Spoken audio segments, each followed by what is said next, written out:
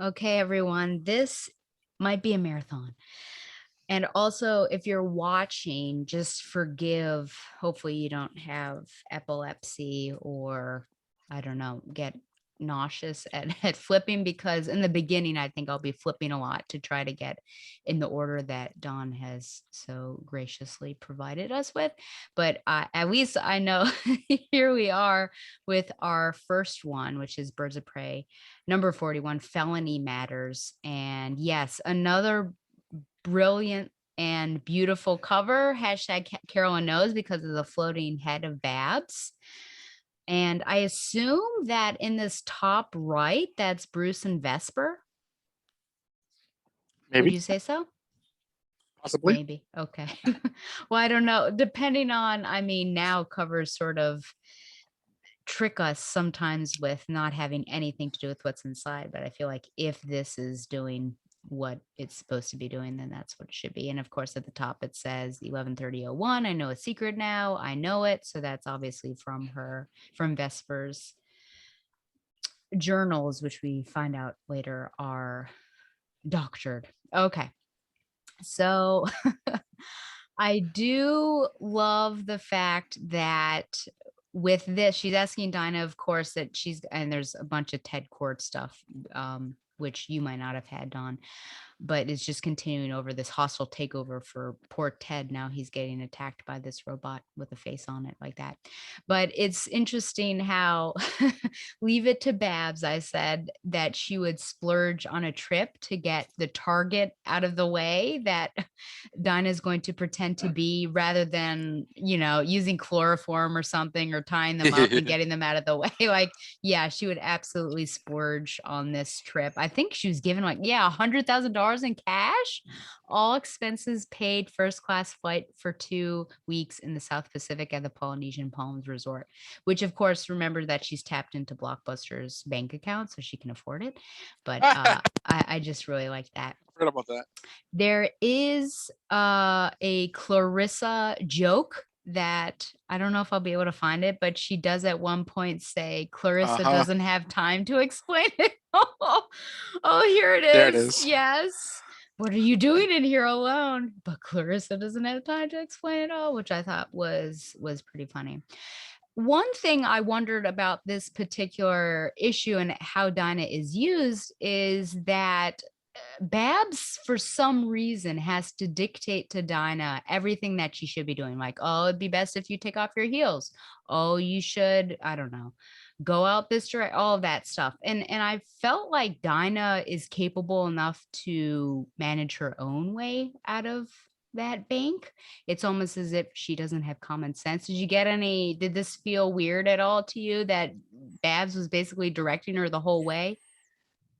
That Suggest get onto not in the the screen. reading, but like that's a good observation because Dinah should honestly be like a more experienced crime fighter than Bart. Well, I mean, I guess it depends if you like quality of crime fighting rather than like longevity. But Mhm. like, I mean, and I know that it's inconsistent. Like this might be the same Dinah Lance as like Green Arrow, the Longbow Hunters. So she's supposed to be like a grown woman, and Yeah. oftentimes in Birds of Prey, she's kind of written to be this sort of like this like higher off the street character. Yeah. So I would agree. Yeah. Lose the heels. Now that's useful. All that kind of stuff. Um, let's see. With the Look at that! Look at that Teds. shot! Look at that top left panel of Babs. Oh, up here? Yeah, I know. Yeah. It's kind of a creepy. This is bad. Dun, dun, dun. Oh, yeah. She recognized right away that it was not Ted. So of course it takes Barbara. Well, I feel like I wonder who else could have figured out that it was not Ted talking. But it's interesting how the way she did it is calling him Theodore, and the robot doesn't pick up on that because his actual name is Edward, which I don't know that I knew that about Ted Cord, that his real Neither did name is I. Edward. I didn't know that either. So there you go. But yeah, because she knows about his diet, so saying about the pizza and everything, this is like the classic, can you tell that someone's pretending to be somebody else, which I've been watching the Vampire Diaries and it's like a consistent thing because there are all these doppelgangers running around. But yeah, pizza, da da da da da. I can't remember. Does she say anything? I can't remember where that was. He's got a heart condition. Oh yeah, and he let me call him Theodore. His name is Edward. So she has this one-sided phone conversation. You just have these speech bubbles. Was this in your trade or is this new to you, what I'm showing you? The like the robot spider stuff wasn't in there, but like Okay. this page was. Okay. So it's interesting, like who's she or whom is she talking with? You just have these question marks and everything.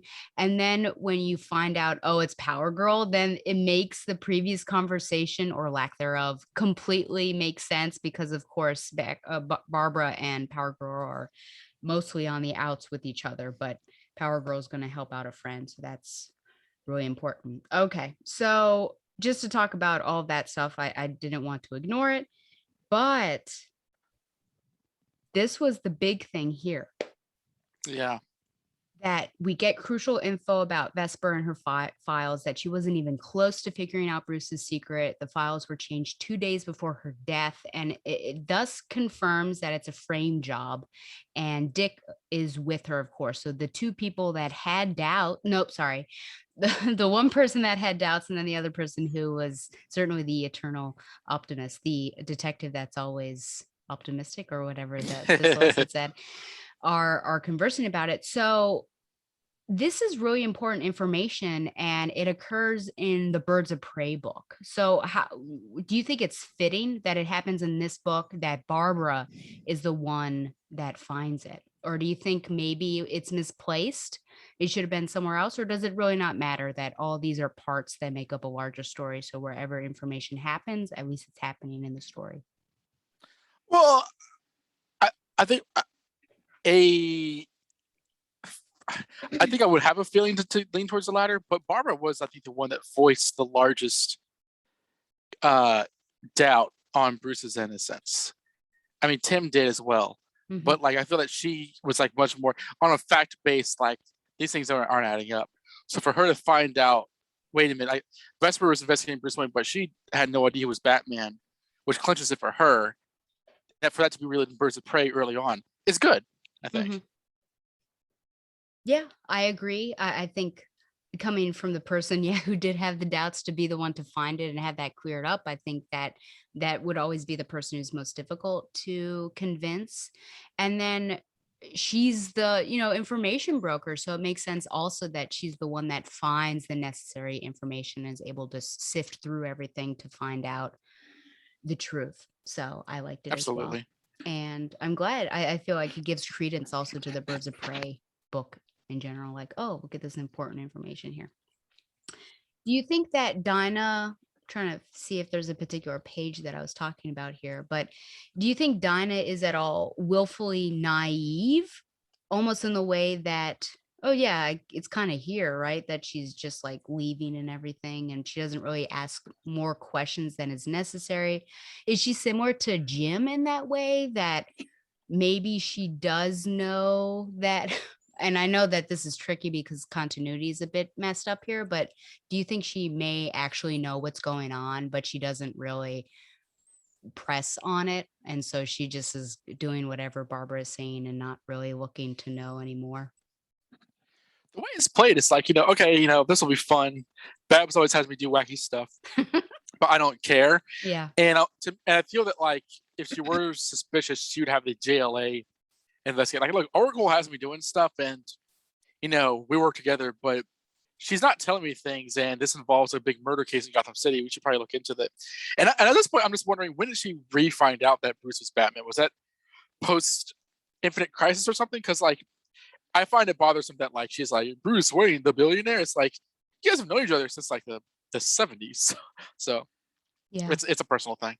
Yeah. I mean, at the beginning of this particular issue, Barbara's even saying like, you've been great, you've been just going along and not asking questions. I'm like, yeah, does that seem realistic, or would Dinah be more intrigued on, what is she doing and why is she doing it? Because she seems to ask so many questions. I really need this last favor. Okay, when do I leave? I mean, I think now there's a lot of trust, and now they're like legitimately friends. That I think that works to the advantage because in the beginning, when it was just a voice conversation, I think she had every right to question. But Mhm. perhaps that's why this is the way it is because there is that intimacy now within this relationship. That lesbianic industry. No, I'm kidding. Okay, you know how I feel about that. I think that like yeah, that I think that she trusts in her not to just like like she knows that Oracle takes her life into special consideration. She's not going to send Dinah into like a death trap or anything like that. Absolutely. Okay. Any other thoughts on that particular issue before we go on to Gotham Knights? Well, it was Rick Leonardi who also did the Nightwing story Oh, we talked about earlier on art. there he is. I knew Superman was on the cover. I love that cover. It's the most like BVS looking like Batman. And yeah, Clark Don't is hit him. like, don't do it. Okay. Um, okay, so this is Gotham Knights number 27, murderer question mark positive ID. So there is one, is it here that he Alfred quotes discovers. Shakespeare? Yes. Yeah, Oh yeah, which doesn't honestly make sense when I was reading it in this order. It doesn't make sense what this actually is until later. So do you want to explain what he's reading? he finds Bruce Wayne's personal journal Mhm. with like crayon written on it, like Yes, that's how he edits. Alfred, pass the Crayola. I said red orange, not orange red. Um, Oh my god. Oh man. so yeah, Okay. the words it's like these are typed out, then like the words irrelevant and Yeah. destroy are colored on there. Presumably destroy both that and the box of crayons. Yeah. But this will play further into Batman 601. Yes. Yeah. Oh, yeah. Maybe that's why. Maybe I read that first because he was looking at it and was saying like, "Oh, this doesn't make sense." And so I was thinking, "What are you reading and why doesn't it make sense?" I liked the where's this moment where he's quoting? Oh, here we go. Okay. So I looked it up and it's from King Lear that Alfred is quoting here. Um, what does he say? That good Kent, he said it would be thus, poor banished man. Thou sayest the king grows mad. I'll tell thee, friend, I am almost mad myself. I had a son now outlawed from my blood. He sought my life, but lately, very late, I loved him, friend. No father his son, dear, true to tell thee. The grief hath crazed my wits. What a night's this I do beseech your grace. Um, so Kent is a nobleman of the same rank as Gloucester, who's loyal to King Lear, and Kent spends most of the play disguised as a peasant, calling himself Caius, so that he can continue to serve Lear even after Lear banishes him. And he's extremely loyal, but he gets himself into trouble throughout the play by being extremely blunt and outspoken. I had to look all that up since that's one of the Shakespeare's I haven't read. But do you feel like this describes Alfred to a T? Absolutely, because like more so than like, oh man, Alfred was James Bond, you guys, like, which I think is just driven to the ground. Like he comes from before he lived with the Waynes, he came from a performance background. He was like with the Royal Mhm. Shakespeare Academy, and the kind of double meaning with these lines from King Lear, which my brother would probably clip if you were reading this. Um, I thought this is a brilliantly shrewd bit of character writing from Devin Grayson. Yeah, I agree. I really liked it and absolutely bringing in that background and then really having a good double meaning and picking up a character that because I feel like most people tend towards, Hamlet or Othello maybe, Yeah. but King Lear and then someone close to King Lear and someone that's described as extremely loyal. I think that that works really well. Okay, so I guess we can do this potentially. It could be any scene, but do you feel like no matter what, with any sort of circumstance that might be happening or difficult times or life changing times, will there always be, does there always need to be a Batman Superman conversation? I mean, I think that like it's useful if one or the other are in such a bad way that it would attract like the other's attention. And here, Superman is saying, Bruce Wayne's wanted for murder. I'm not even going to ask you whether you did this. Like, I Hmm. would never disrespect you that way. All I want to know is, do you need my help clearing his name? And Batman's on his BS, like, Batman is my real name. Hmm. And so Superman's kind of like, all right, you're in a mood now. So I'm going to kind of put up with this, unending disrespect. Well, he's just asking, like, why aren't you clearing your name? But like, Yeah. he's like, you're clearly going through a lot, but I trust you to figure it out. I'm just here for you and here if you need any. I mean, Clark seems particularly like he's there, but he like immediately like sizes Bruce's temperament up, and Hmm. so Clark comes off as like not guarded, but like he's serious. Like he's not like hey Batman, I'm Superman, we're here to help you. He's like very very blunt and upfront with him, in a way which I think speaks to the nature of their relationship because they can be that way with each other. That Hmm. looks like Dark Knight Returns right there, them in Yeah, silhouette. up at the top. Yeah. Um, but He doesn't I, even I talk to him. He just, they're like, he's talking, Superman's talking to him, and Batman just like keeps going without saying anything, and Superman has to follow him. yeah, like to the edge of the earth. Like Batman would be surfing, he'd be still following him. So like I like it. It's just this the purpose of this issue. It feels like it's just to see like Superman's reaction because he was there for No Man's Land and stuff like that. So I don't know how oftentimes Batman shows up at Superman's house, but I dig it for what it is. And of course, also, I mean, this Devin Grayson run, this Devin Grayson Roger Robinson run, which ends in this fugitive storyline, is one of the best Batman runs ever. And I just feel that like it was worth going over, even if sort of an in between parts kind of issue. Would it have been odd if Superman hadn't appeared in the story? I mean, it's a very Batman centric story, so I wouldn't say it's odd. I think at that point it would just kind of get into like how famous is Bruce Wayne? Is this global news? Is this international news? Or is this just domestic news? But I appreciate that he did. But if he didn't show up, I would not necessarily be questioning it. But it also depends on like how long this has been going on, and that's kind of dubious. Like they're saying this went on for months. I think in Hush he references that this was almost a year, and if it's that long, I think the Justice League would get involved. Like, Batman's Bruce Wayne, right? Did he kill somebody? So like that's kind of dependent, but this is a very Batman-esque story. I think Mhm. it's just like I don't know if this is an editorial thing or Devin Grace's idea to have Superman show up and check him out. Yeah. I guess I'm kind of used to it now. It seems like whenever there's like this big moment in Batman's life, Superman appears at least once. And, say what you will about Tom King, but I actually really liked those issues where there were double dates between Bruce, Selena, Lois, and Clark. Like I thought that those were really beautiful to They were see fun. that relationship. Yeah. Is it surprising that Superman considers Bruce the real identity? Do you think that's his maybe innocence or naivete?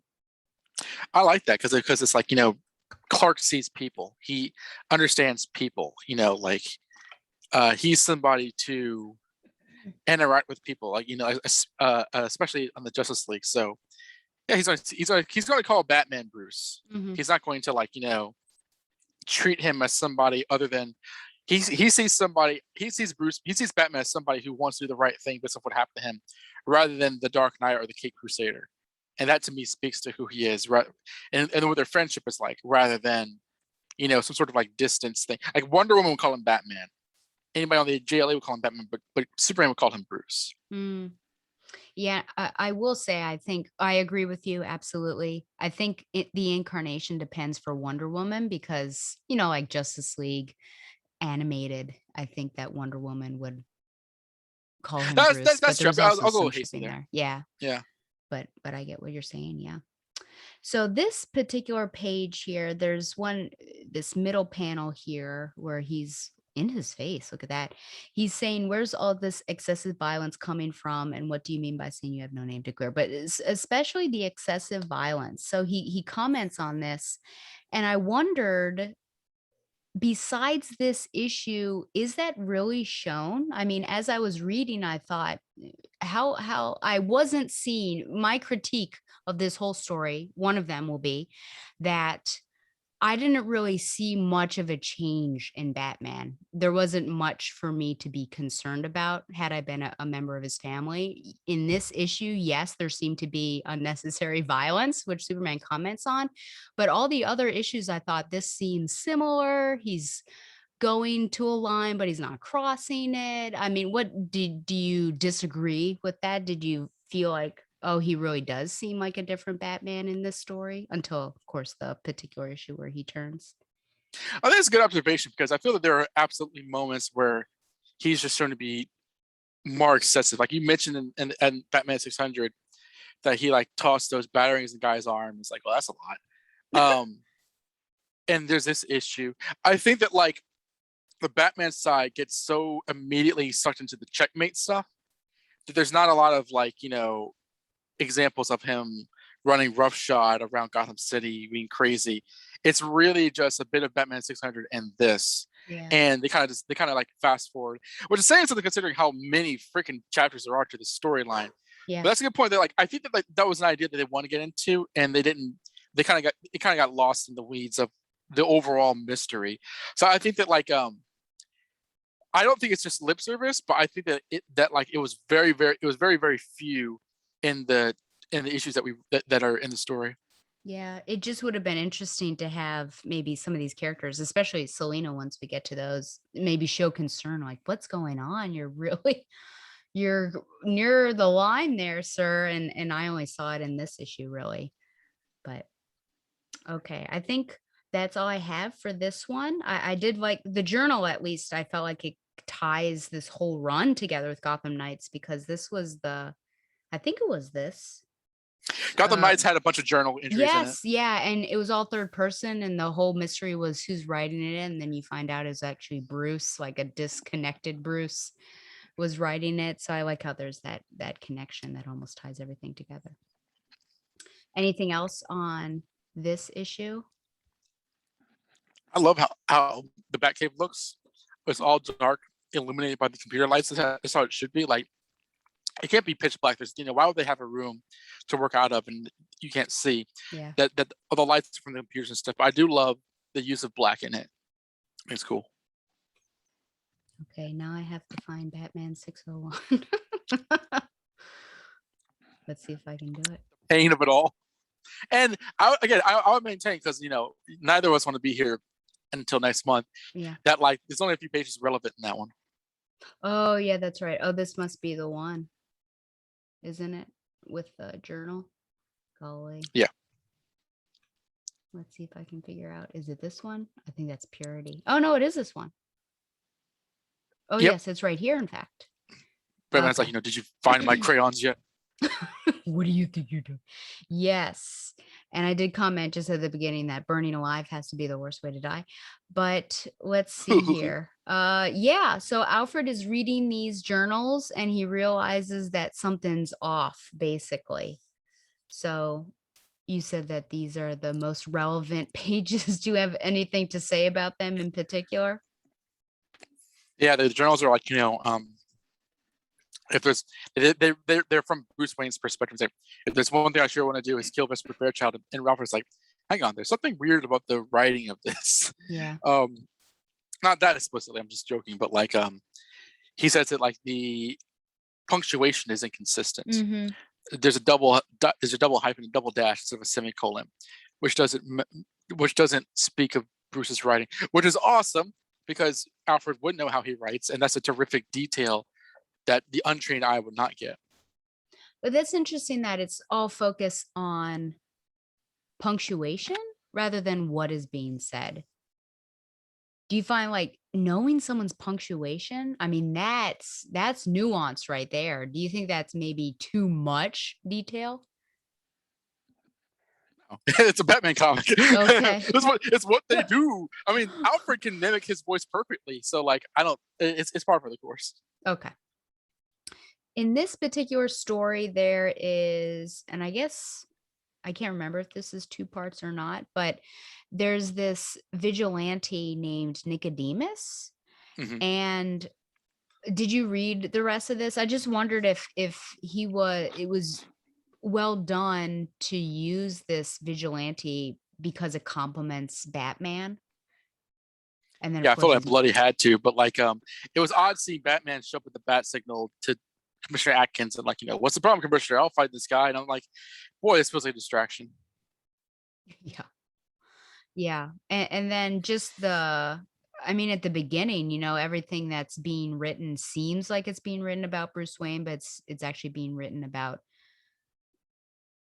this guy right here, Nicodemus. And then, yeah, you find out who it is. And of course, he gets away at the end, which I don't know if he ever appears again. Do you know anything about Nicodemus and whether he appears again? I think he does. Okay. So it's not like our dearly departed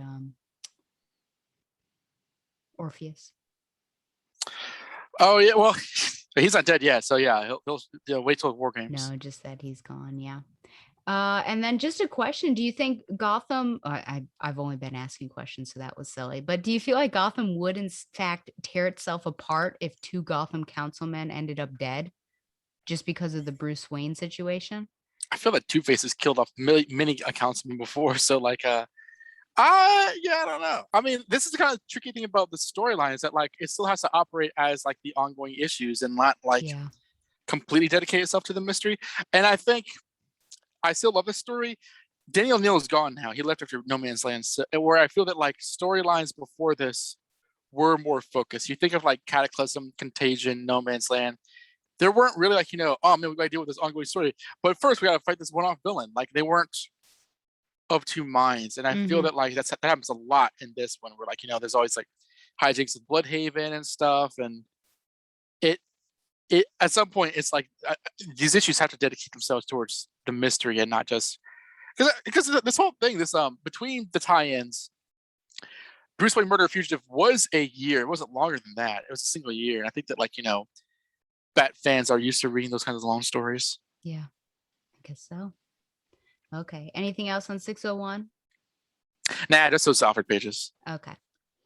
And then now we're going into the Purity storyline. That's really complicated, and I'm not even sure how much I can contribute to that because it kind of the purpose of that stuff just leads into the Amherst stuff, which is like which crescendos later on. And then, do you know anything about this shady character with the wings? His name is Ikenzu. No. Oh yeah, Ikenzu. Yeah. Do I know it? God, no. Okay. I mean, this is a tricky. Like, this era of Batman comics, there's a lot of like the Brubaker Rocket era is good, but it doesn't have the most memorable issues outside of the storylines. So I'm not familiar. Okay. I did think that, boy, did Leslie Tompkins age in these issues. She looks Aunt Mayish. Mm-hmm. I mean, have you ever read her first appearance? I don't think I have. Yeah, it's a notable story. Like, there's no hope in Crime Alley, but like, yeah, her first appearance, she did look like an Aunt May character. Let's see what to talk about here. Oh, the conversation between Crispus and Montoya. Yeah, about Bruce's escape. I think that one was important. Where is it? There's probably two because like Purity 1 is the most apart from the whole thing. I think it's here, isn't it? The escape of the plane, and then they say the butler did it. Yeah, so they do have this conversation in the office about how he got out and where he is, and that Alfred probably did it, which leads into, I mean, they harass, or especially Crispus harasses Alfred several times throughout the rest of this particular story. Mm-hmm.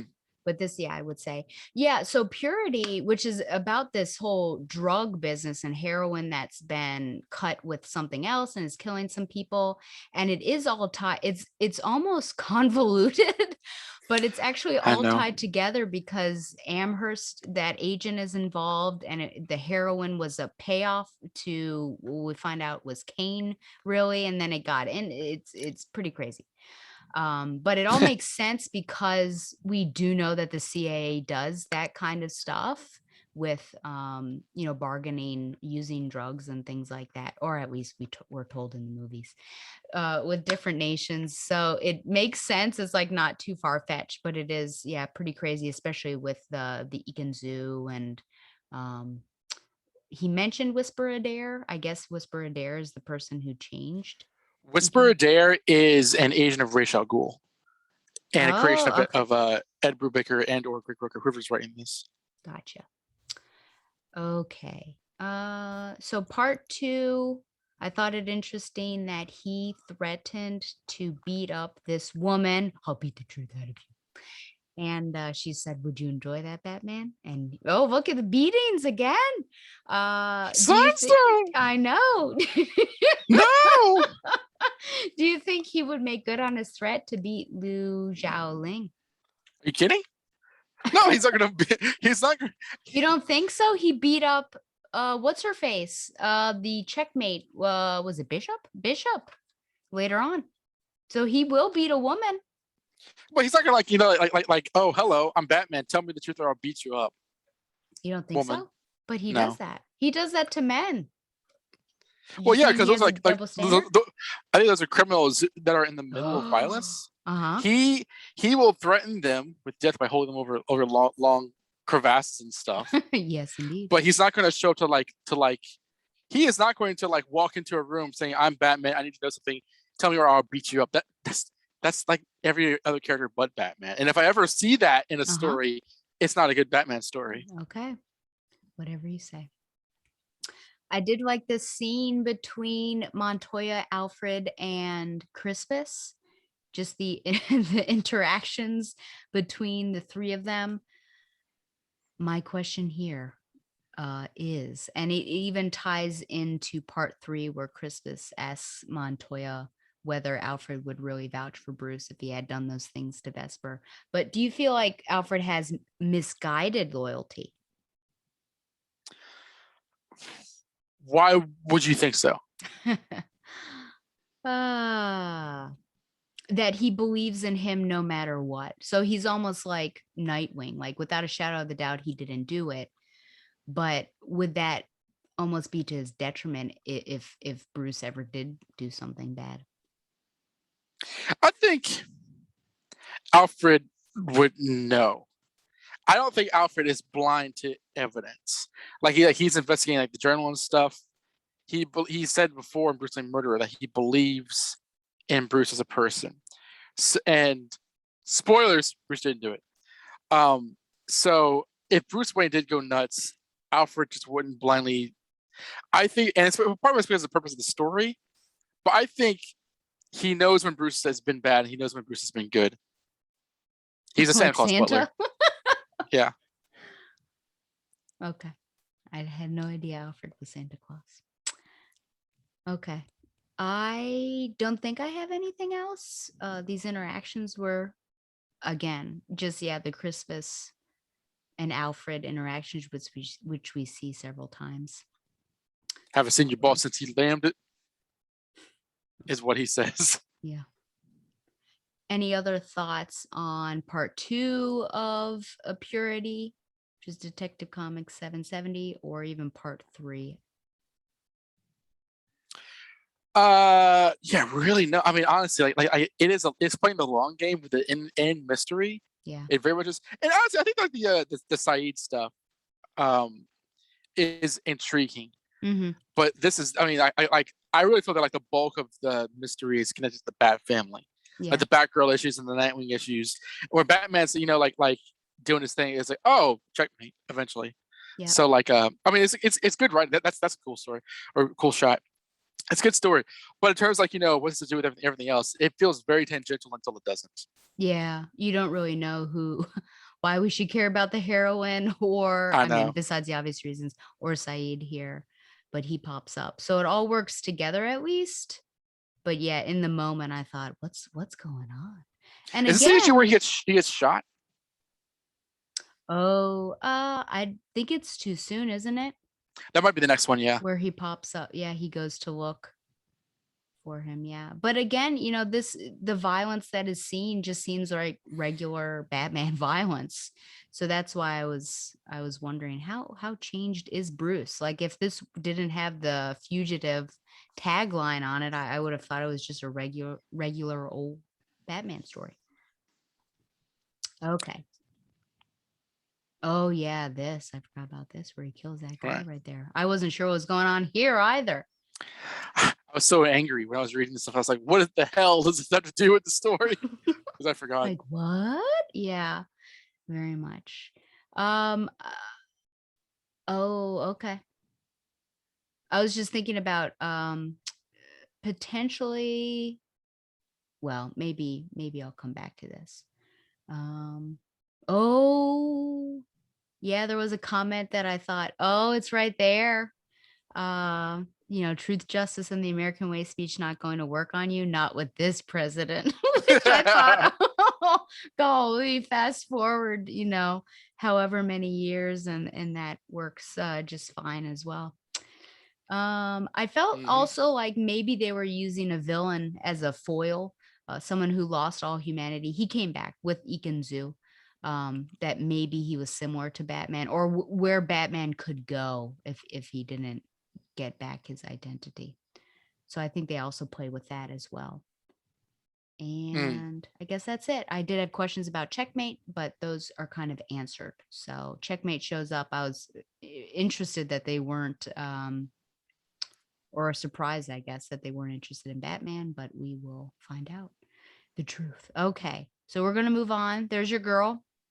There's my girl. So this is Gotham 28. And just know that Batgirl 28. Sorry, that was weird. I was looking at Gotham Knights. Thank you. Batgirl 27. We were both off.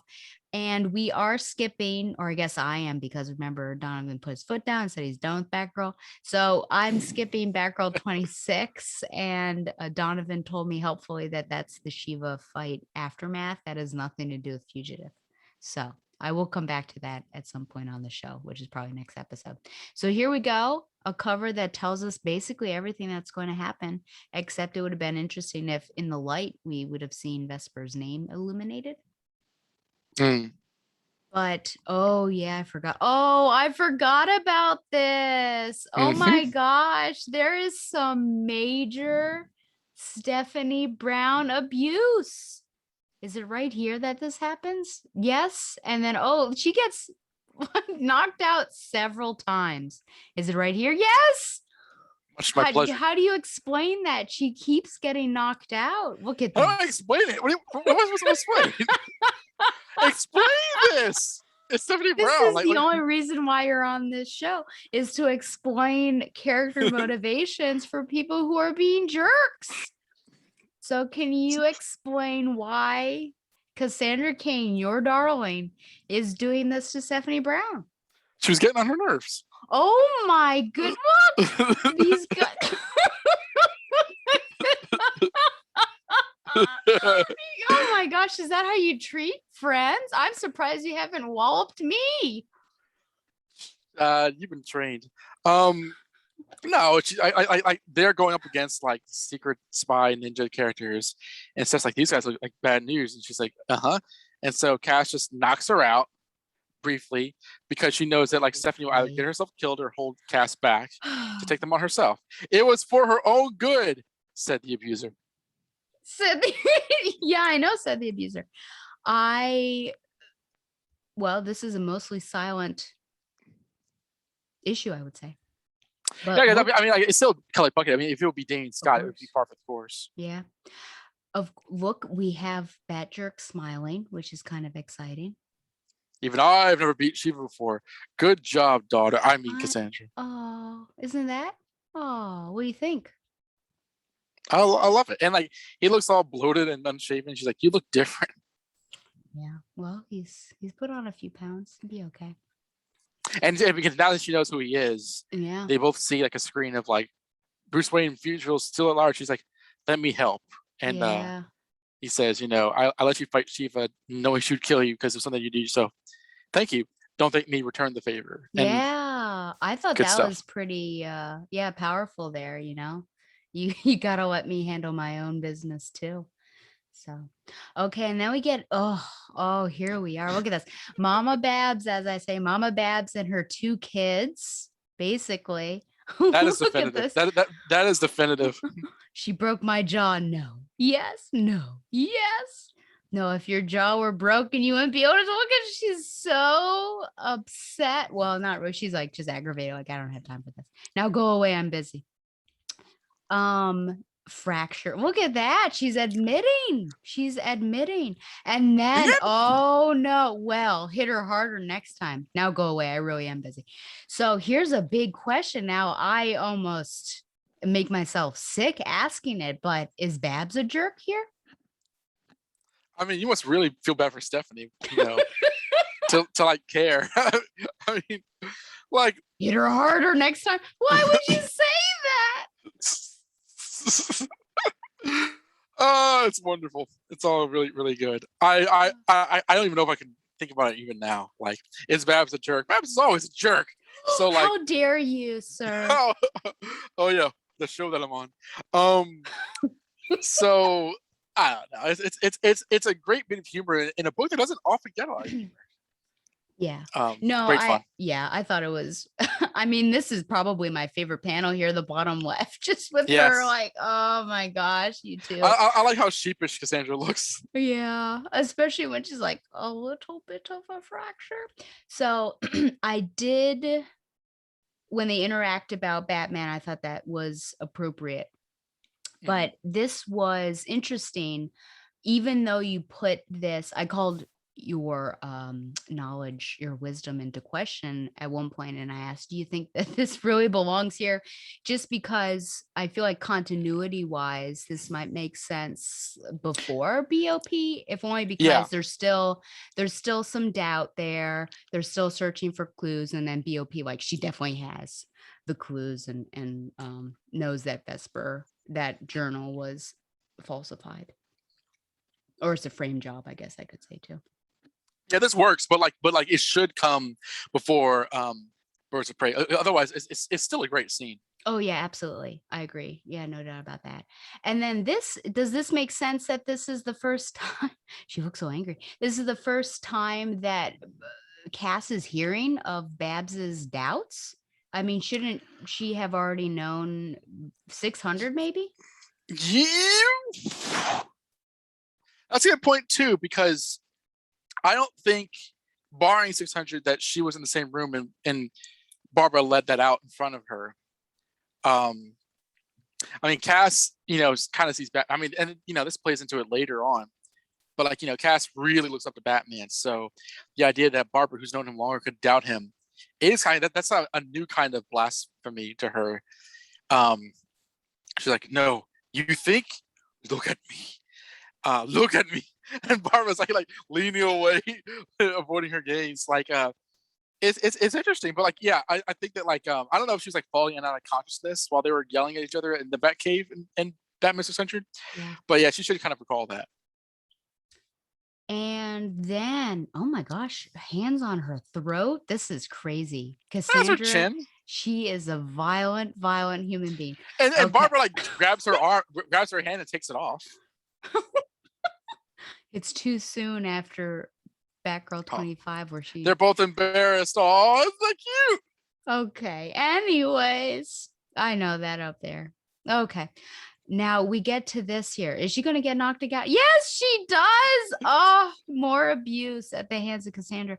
Look at that. Look. Well, Stephanie says, if you want me to go away, you have to knock me out again. Yeah. Are you taking that as tantamount to permission?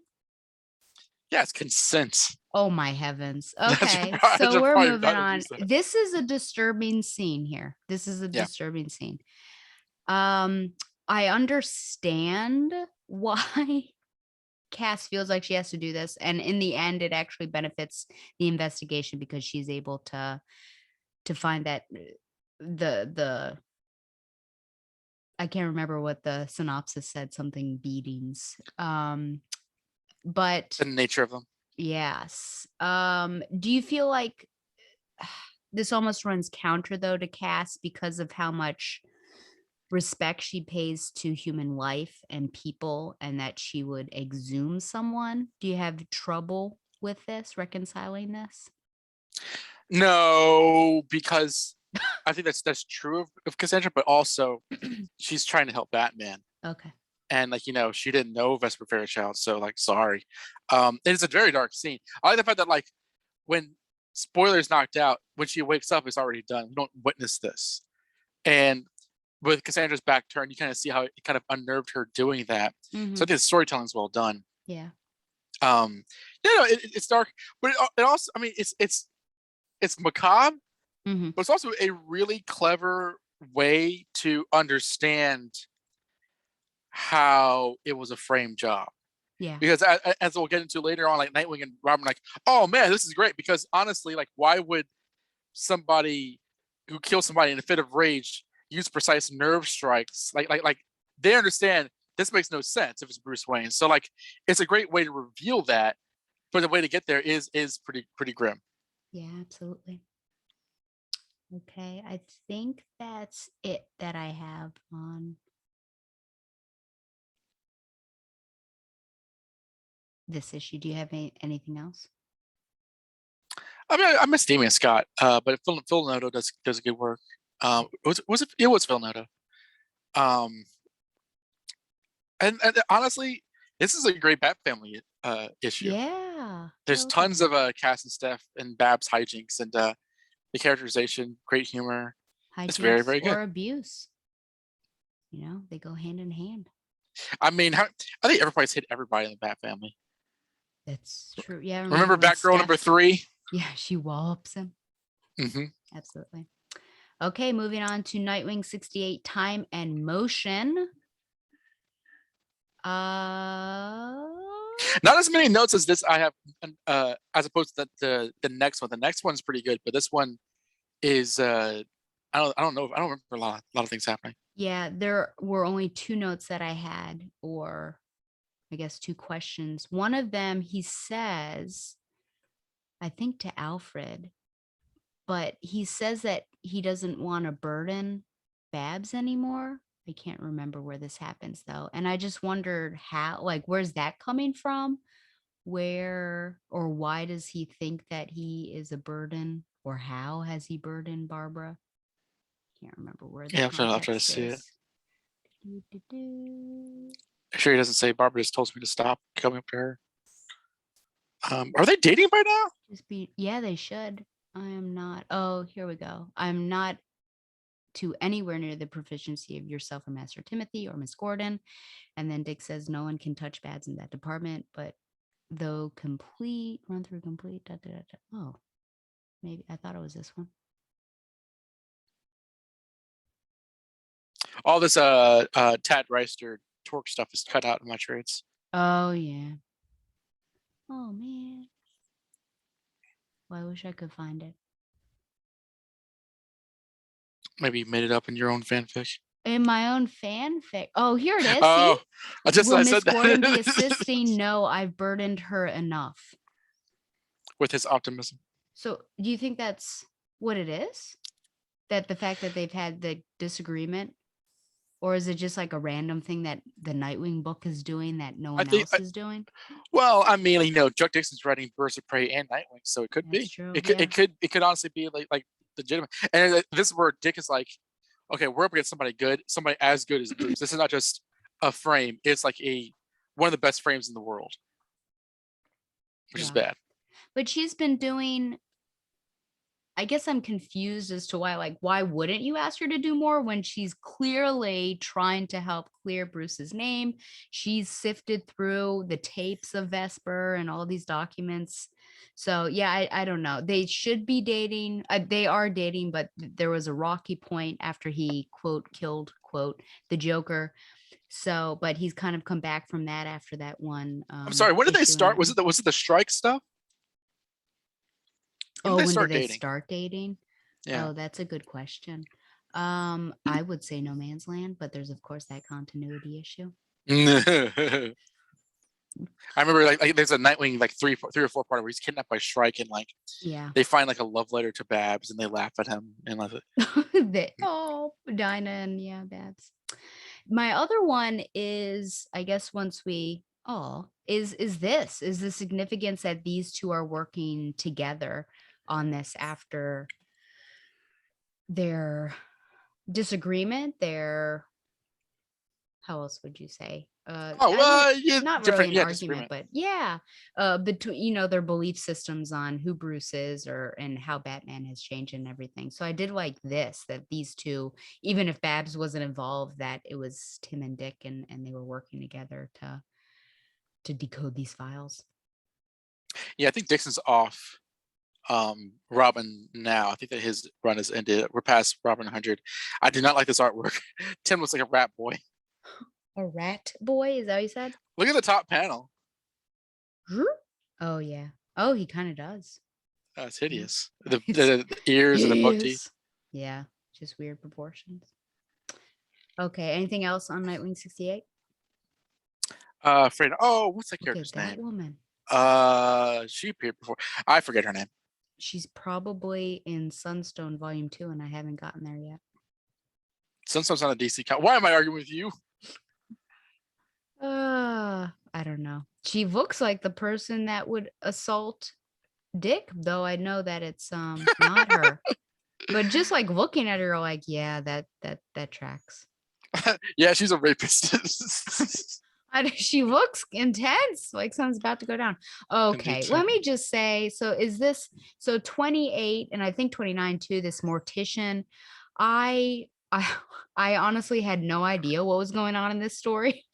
And my questions got even worse in the second issue. As far as I could tell, this guy was reanimating people and it just got out of control. There's The Walking Dead. Tim, the main part is really Tim looking at the surveillance cam footage. He finds a lack of wind and a shadow, which is basically there.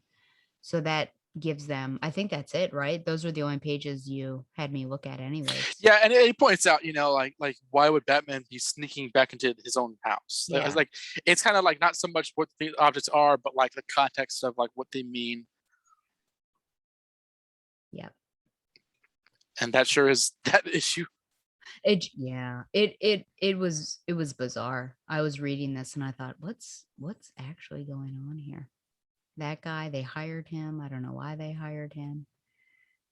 And then the art changes and it gets even I did not even read this because there was a kid. I was like, I don't get this. What's happening? I would folks, I would skip this because it didn't make sense. Okay, so then we get to what a cool cover. Nightwing 69, yeah. Yep. Nightwing 69, ins and outs. So first of all, spelunking, I love it. It comes from my favorite Latin word, spelunca. But I thought this was so clever here to use because they're trying to figure out how can we find all the ways into the cave. But how can we do that without other people finding out all the ways into the cave or that something's up? Because their original plan was, I think, smoke. So then Tim comes up with the idea of irradiated. Infrared gas. Yeah, infrared. There we go, gas. And I thought, oh, that is so clever. And so basically, Dick is investigating all these crevices, and then he ends up going into one, and that's how they find it. So, I agree. That was really clever. Yes. Yeah. Any thoughts on this issue here? I think this issue is cool. I mean, this is very like detailed. All it is Nightwing getting to the cave and them discussing how the killer could do it. And I remember at this point when I was originally reading this mystery, it's like, this is so. I mean, this is so complicated. Why would the killer go through all this trouble? How could they go through all this trouble? But it shows to me how not only clever the killer is, but like just how smart the Bat family are. I mean, this is where we see the Bat family are they're all trained detectives. Yeah. And they are trained detectives in the ways which put them above like police and investigative reporters and stuff like that, because they really, really know what they should try to look out for, what they might be led down to look for, what they may be led to discover, how how to kind of suss out motive and stuff. It does go a long way to show their sort of like detective acumen. Mhm. And that's all this issue is, and I think it works well because of it. Yeah, absolutely. And with this, it was ironic that I don't know if your trade had all this, the No. side story, but it was interesting and ironic that all of the corruption with the Bloodhaven PD goes down and Dick isn't there. And it was kind of crazy that Richter just like kills everybody in there. So that was just a side story. Yeah, so we find out, I mean, the crucial part basically is that someone was in fact able to break in, and they messed with some of the security systems and everything. So we're getting more details throughout some of those. And that's where my murderer trade ends. What? Yeah, that was the last one. So that's how big the murderer trade is. So now I will open up my fugitive trade. I don't know why they plotted it that way, but here we are. That is so wrong. Not even my murderer trade, which is recent, is like that. Yeah. So people would, I guess, read that and think, oh, look, it's still going. And actually, well, it's moved on. Okay. So now we are in fugitive. We don't need that. Okay. And we're starting with Birds of Prey, 43, Blind Spot, another Phil Noto cover, another hashtag Carolyn Knows floating Barbara head. I mean, you can see her. I have to clarify. She had a hand in the last one. Yeah, and this is more of a bust. So I need to clarify with Carolyn if that counts. And even if you look at, gosh, Vesper, that's pretty disorienting. But even if you look over at Dinah, I mean, she's not a whole person. So, and why the Deathstroke only has one arm. Yeah, Deathstroke. Yes. And I was about to ask, why is Deathstroke in there? And then I remembered that I don't know why, because I think 42 has been skipped and they don't show other stuff in this. So this is one of the issues I'll have to go back to, folks. But it's interesting how Phil Noto does this. Like, look at Alfred's, I don't know, what would you call that? Well, his like white I guess shirt. his shirt like goes down, like outside of it's really interesting. And Vesper's hair connects down. Anyways, we can move on, but I do like Phil Noto's covers. Okay. What do I have to say about this? Okay. Bruce's journals. Why do they seem to be the focus now, rather or more so than Vesper's? And why so late in the story? What? Late in the story, I can only imagine. Well, maybe the writers got to them then. In terms of like why they are important, I feel like they're probably done with Vesper's journals since Oracle discovered that like they were like forged, or at least they were edited. So when Alfred discovers the journals, he turns them over to the Bat family, so they can see that they can suss out any peace of mind, especially or state of mind, especially since he discovered there were discrepancies in how he writes. So that's why. I mean, where would you prefer them to have addressed his journals earlier? You didn't think about that, did you? Well, I guess if it's so crucial, I mean, they had to have been discovered earlier, right? Like, oh, look, I'm just trying to like, what was the sequence that they picked up this manifesto and started reading it and thought, huh, something's off.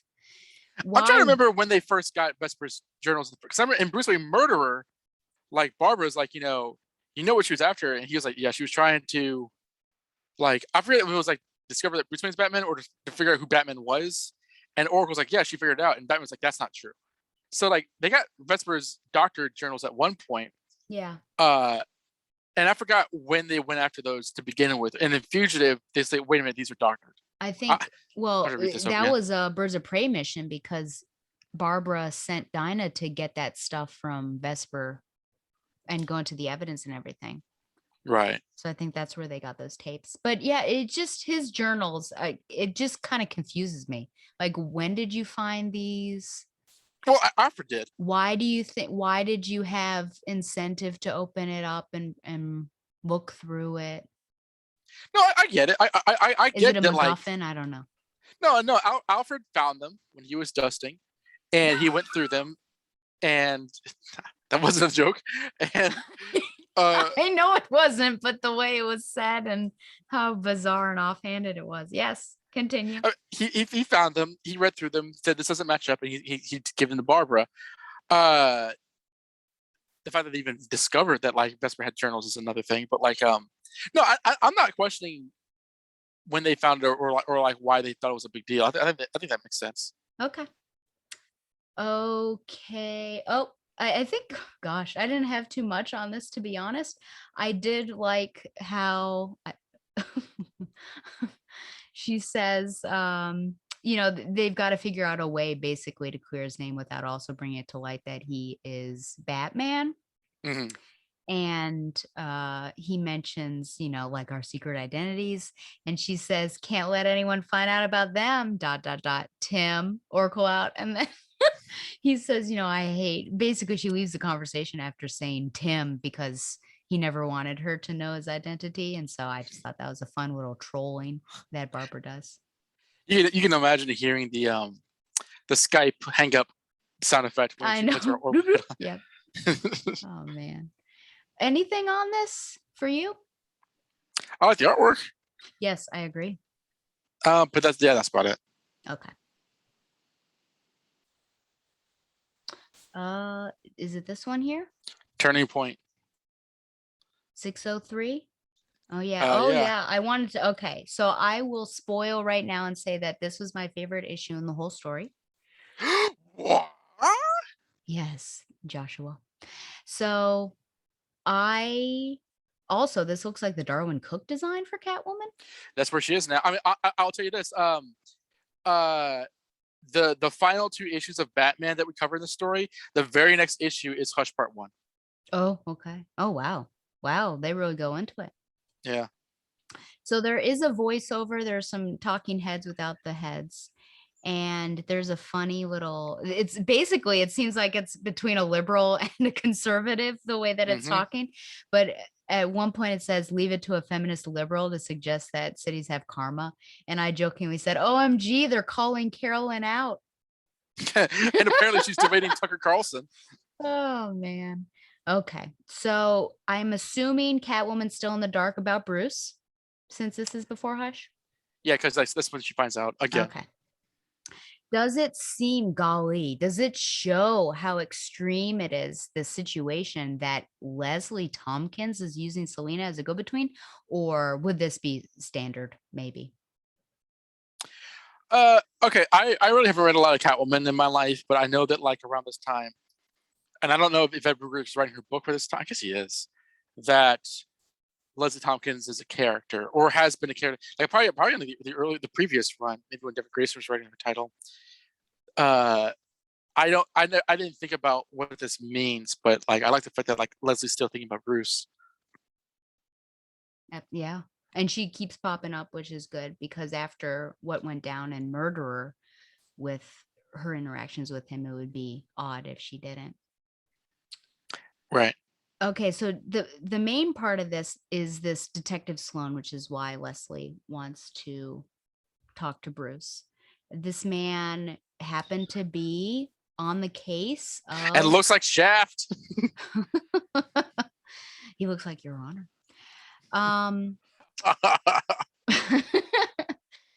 He was on the case of the Wayne murders, and he feels like he has some psychological insight into Bruce. But he's certainly one of the ways to break into Batman's current state of mind, I would say. Here's a question. Do you feel like he is a contrivance, maybe too much of a contrivance, giving him history with young Bruce, or just does it work well enough to ignore it? I mean, you were talking before about how people want to make their mark, writers want to make their mark on stories, and they add things to, to change it slightly. So here's potentially something that falls into that.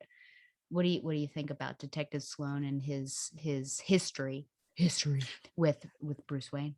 I hope we can try, because the Wayne murders were always a famous thing in Gotham City, and somebody had to be a cop on the scene. So no, I don't think it's like, and he's on his way out. He's passing away, and like they're never solved the post crisis. So like no, I don't think. I think that this is very much for the future storyline, and not for, ooh, I want to change Batman's history. Like, and I'm not even like mean that as a Nightwing dig, but like I feel that this has a better ethos, storytelling ethos than instances like the aforementioned Melinda Zuko thing does. Hmm. Yeah, I think it works really well, and I like how he's the one who snaps Bruce out of it, or Batman, as it were. Do you feel like there could be a universe where this conversation actually cements Batman as Batman, since Sloane actually praises him for what he does? Cements Batman as Batman. How do you mean? So this is really a moment where what he says snaps Batman out of it so that he realizes Bruce Wayne is Ah, important. Is there a universe where actually this, like, yes, that's right, I am Batman. Batman's, that's the only identity that matters. no, Okay. because it's all about the Wayne family and Bruce Wayne, and you know the fact that he's talking to Batman, not knowing that he is Bruce Wayne. That juxtaposition just brings Bruce to the conclusion that he concludes with. Hmm. I do like this. This trip to memory lane is like Yeah. he dates says, oh yeah, that guy, the Joker was threatening the water supply around the world. The other heroes are starting like the Flash. Later on, he started running around with that kid. Like I do like uh the cops. Very realistic recollection of all the events. Absolutely. And then, of course, which he asked for help on an unsolved case, and it happens to be the Waynes. Whoops. Yeah. I actually wondered, remember in Spider-Man the Animated Series where, gosh, was it like Wish or One Wish or something like that? And the little girl who is sick with some unknown disease, she, like Peter Parker, well, Spider-Man reveals his identity to her. Hmm. I Classic. wondered, yeah, I wondered if he, and then she gets kidnapped by Doc Ock, I think, or he does, I guess, and she's the one who snaps him out of it. But isn't this, oh, and that crazy taxi driver, oh, it's all coming back. But she's like Jamaican, I think.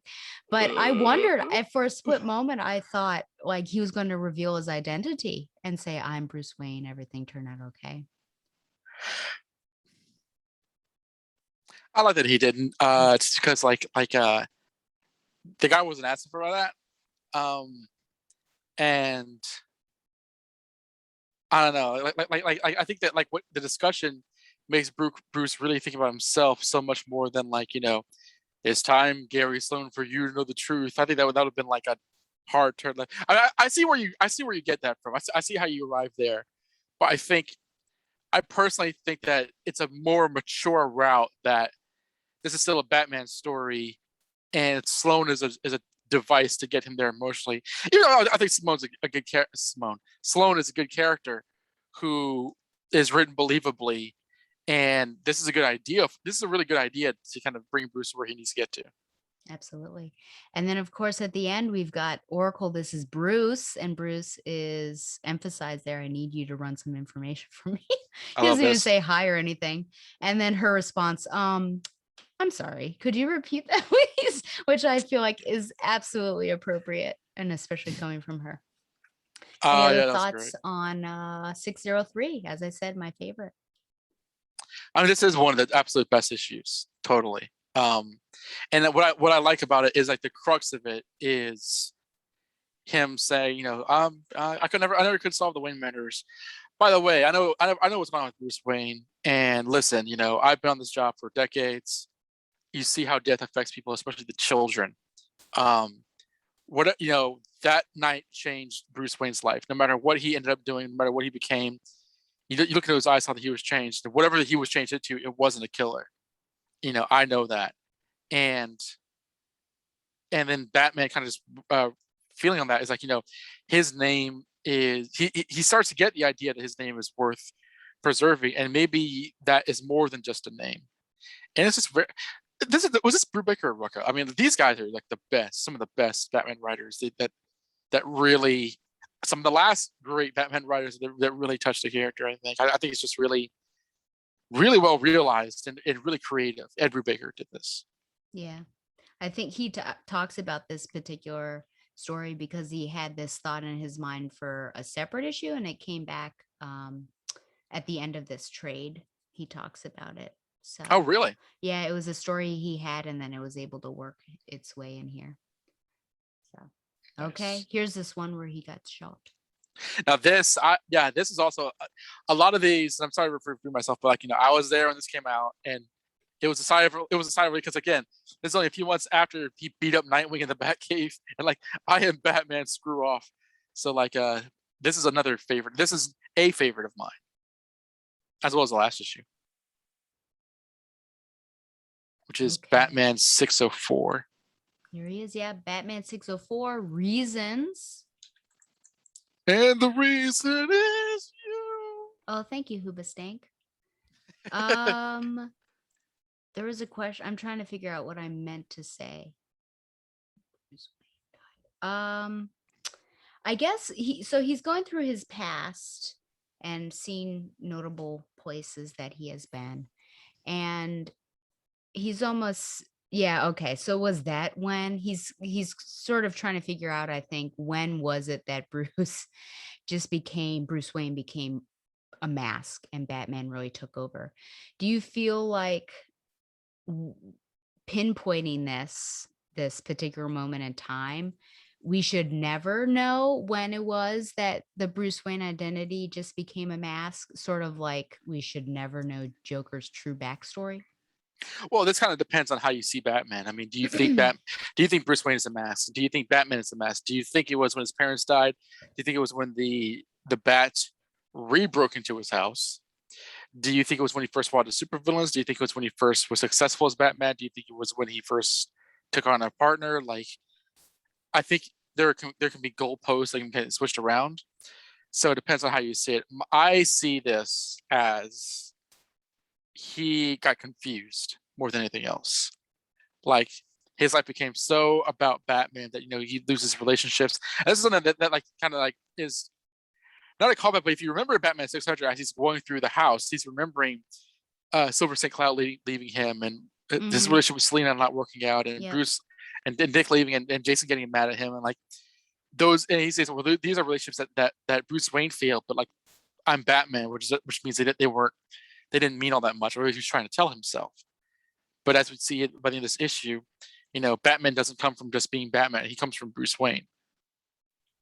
Absolutely. Yeah, that scene right there is great. Yeah, I felt like this is the big moment, I would say. I think we start to see Bruce really coming back. His methods seem more compassionate. And then, of course, we have the confession at the end that he is Bruce Wayne. And he uses his father as a model for his ideals, or he says his father is a model for his ideals. Yeah. Do you feel like it's Thomas Wayne, or do you think the doctor in Thomas Wayne that is the model? I mean, he's his son, so he'll see him as Thomas Wayne. I mean, and not just any other doctor. Whether it is in Long Halloween or other stories, there have been stories, or even in the Silver Golden Age, there have been stories where Thomas Wayne saves the life of gangsters because that's his Hippocratic oath, and that in post-crisis has often been an explanation for why Batman doesn't kill, because he patterns that off of his father, who would save anybody's life, even at the cost of his own convenience. But I always remember this. Let's see where he just and Batman could probably have disarmed this guy faster, but he just stands in front of him while he just takes shot after shot, gunshot after gunshot after gunshot, point blank, wearing out his Kevlar. His ribs are breaking, and later on, Catwoman was like, "What's up with that?" I get you sacrificing yourself to save somebody, like an innocent person or even a friend. I would do that, but that guy's a killer. He's a criminal.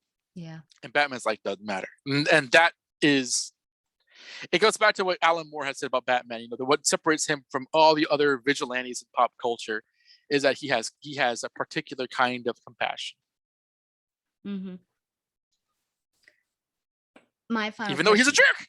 Thank you for saying that. I appreciate that. My final question on this issue actually is Catwoman and her use here, not only in this issue, but in I mean, it's mostly in this issue.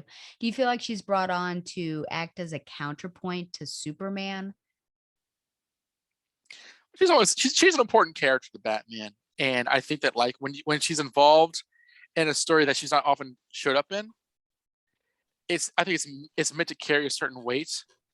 And there's a bit later on where she's like, you were just looking for me, weren't you? And he's like, yeah, you caught me, which I don't think that's true. But like, it's kind of that relationship. It's kind of that BTAS relationship. Yeah. Where they're having this sort of like very personal dance between each other that that I don't think was meant to carry on into Hush as soon as it did, but it does.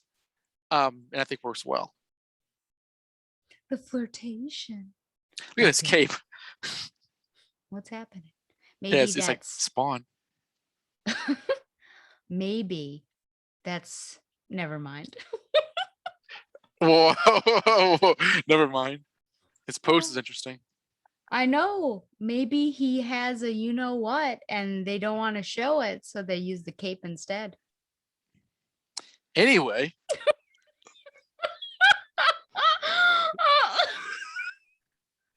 I think his suit would hide that, but maybe it doesn't.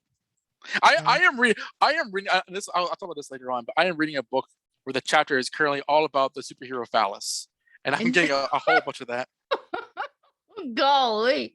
Okay, and this, of course. Wait, is this it? Oh, yes. Look at that, kind of smiling. Daylight. I know I'm Bruce Wayne. I always have been. So we end really on a victorious moment. So these two issues, are really great paired up together, 603 and 604. I have been so blind all this time. I thought the real Bruce Wayne was that happy child of memory. But now that everything has been stripped away from him, I realize that mask is not Bruce, not at all. I am Bruce Wayne. I always have been. Da, da, da. Very exciting. Okay, and then we go into Detective Comics, 771. Oh God, I mean, it's good, but like back to like the complicated CIA plot. I know, yeah. So something that I found unrealistic, but it keeps up throughout the rest of this, is that Alfred never met Sasha, and she was living under. I mean, they were living in the same place. No, because Alfred had left and this is where it brought it back. Oh, that's right, because he was at Brentwood with Tim. Yeah, no, he didn't like not go downstairs and not. I was like, what's happening? She's got to live in one of the rooms upstairs. Yeah, okay. Thank you for bringing my attention back to that. I forgot about that. It's always weird that like Oracle never knew who she was. Like no one else knew who she was, which to me is like she was only with Batman for like a month, if even that. And then that would imply that like Batman hadn't talked to anybody for that long. Or that how could no one have seen them out together on patrol? Yeah, I mean, I get that she was there briefly, but like, I do not know, and maybe this is explained later on in your trade, if she was created for the purposes of this story, because she was created like just right before. It's hardly any time. Yeah. So maybe if it were for the purposes of this story, that's why no one else knew who she was, like Barbara. Yeah. This is a key panel right here, where Syed says, "Don't be such a jerk." So I appreciate that coming out right here in the trade. Blasphemy. Alfred knows Batman is innocent because he knew his father, which was an interesting line. I'm not sure if it's right here or not, but it's again a harassment. It's like The Departed. Oh, yeah. Everybody's like, I knew your father. I knew his father. I knew his father. Yeah, look how many times that Christmas goes up to him. But yeah, so that's the reason that he knows. I laughed when Maggie Sawyer was like, "You're getting a harassment suit from Alfred Pennyworth. You need to leave him alone." Yeah. And that was realistic. I actually really liked this falling sequence. I thought that this was pretty cool, where he gets shot out. Batman's like, "Now let me be a detective. Hey, is there somebody in there?" And he gets shot. And he's like, "Oh snap!" Oh boy. Yeah. That's awesome. And then he doesn't have much, so he's like, oh, and he falls into some garbage. And then doesn't a man come by? Yeah. This is a dangerous place. You're telling me. Yeah, it's good stuff. And then the next scene, he's like taping up his ribs because he's Spider-Man from Maximum Carnage. Without Alfred by him. Yeah. Okay. Anything else? I just want to read that TCPD scene where it's like, Oh my God. Detective Allen, a moment of your time, please. Is there a problem? What's up? Alfred Pennyworth says you're harassing them. I'm not. Every suspect who doesn't like our questions calls it harassment. I'm pursuing an investigation and he's part of it. Is he a suspect? Someone aided Wayne's flight captain. Pennyworth knows where he went. Renee says you think Wayne's still in Gotham. No, I just don't think he's in Santa Prisca. And then he's like, she's like, charge him with something. Jaywalking after you. You're not the only one who wants Wayne back in custody. Because I guess this is still before Gotham Knights. I'm not Gotham, Gotham Central. Yeah. I guess this is after that, but like it feels very much the same universe. Yep. Okay, we're moving on to the death of Cassandra by the hands of Dick Grayson. I know people would be happy about that, but I love this issue. Oh man. So this is Batgirl 29. Oh boy. Okay, so she's envisioning. Oh man, Yeah. she always has these really vivid, lucid dreams. But anyway, yeah, you tell because they're always like colored red. Yeah, it's kind of crazy. So, and it kind of looks like Bat Azrael. But anyway, so yeah, envisioning Vesper getting killed, and there was something. Oh, okay. This quote here, I feel guilty for doubting him. Did she ever doubt him? This seems a bit out of character. I thought she was on board with everything. I would say that she voiced his support, but when brought up with moments that were evidence towards his guilt, even though she didn't voice it out loud, she did not know what to think. And she feels sorry that she didn't give him even more than she gave him. And Dick says, yeah, we all do it. Because there are moments where Dick wasn't sure. He didn't voice it, but he wasn't sure. Yeah. So I think it makes sense. Okay. And I just say just real quick that like, I think this is the first major time that we see like Dick and Cass together. And I think they make a great pair, especially that first shot of Nightwing was like, hey, come on, we got a cage to break in. Like he's been working with Tim and Alfred, and at this point he's like, all right, let's bring in Cass, and she can contribute in this way. And because he's like an elder statesman of the Bat family, it feels very much in point on that he's very ingratiating. Like he's not, I think Barbara just by nature of who Cass is can be kind of frustrated by Cass, and while Dick is a lot more like kind of like friendly. And I think it's a good example of how these characters interact. I had to read this particular page a couple times. Just with, they basically prove his innocence by figuring out what he could and could not do, kind of. She's not saying he did it, she's saying he could have, and she's right, there's no evidence to prove he didn't. Disproving theories is what we're here to do. Let's stage our crime and see what develops. So at first I thought, man, does this contradict things? But I thought, no, I guess this is the way to be a detective potentially. So this whole issue for me felt almost like a Sherlock Holmes case with Dick as Sherlock, talking through everything to Cass as Watson. This is kind of a fun little team up there. There was a scene, look at the bottom there. Isn't that funny? The way that whoever did this drew Alfred's hair as a little backward S. Damian Scott. Yeah, it's like a question mark almost. That made me happy for some reason. I don't know. It just looks really funny. I think that's all I had on this. Yeah, it was a big investigation and detectiving, which was fun issue. A lot of it is Dick as detective working through the scenario, talking out loud to Alfred and Cassandra. Is Tim even in this? Because like he's on the cover. No, it was a lie. But I like how Cass is like, listen, you gotta hit me harder for this to keep her awake or whatever. And the reason this is smartly written because like it's like it gets into skill and like outrage of a murderer and stuff and them figuring it out, and you can tell that like they're getting sickened by kind of reenacting this. Yeah. That's why Alfred's on hand to play the audio, and this entire time they kind of have this sort of like chorus of like Batman could do it. What? Well, no, he could do it. But we're not saying he did do it. Batman could have done this. What? Well, it's not impossible that he could have done this. And then by the end, Cass is like, I guess he could have done this. And then like once they conclude how this murder was done, Nightwing is like, not the man I know. He could never have done this. And like that's good because it's like if this is exactly how it's done, this is not something that Bruce Wayne would ever do, which is good storytelling. Absolutely. And also one last thing, Alfred please. telling Cassandra, "Well done," like in the margins is yeah, really nice. I like that as well. Do you like the little hairs on his chin? I do like that. I don't need to see dick in the beard and stuff like that, but I feel like he's been the one who's like cared the most about. He and Bats the one that's been like kind of doing a lot. Although there's been stuff in his city at the time, but like this kind of been wearing him out. Oh yeah, he should probably have a full beard and smell really bad. Maybe not. I mean, it's been 3 months. They say in this issue. Oof, it was. Yeah, imagine doing that role playing.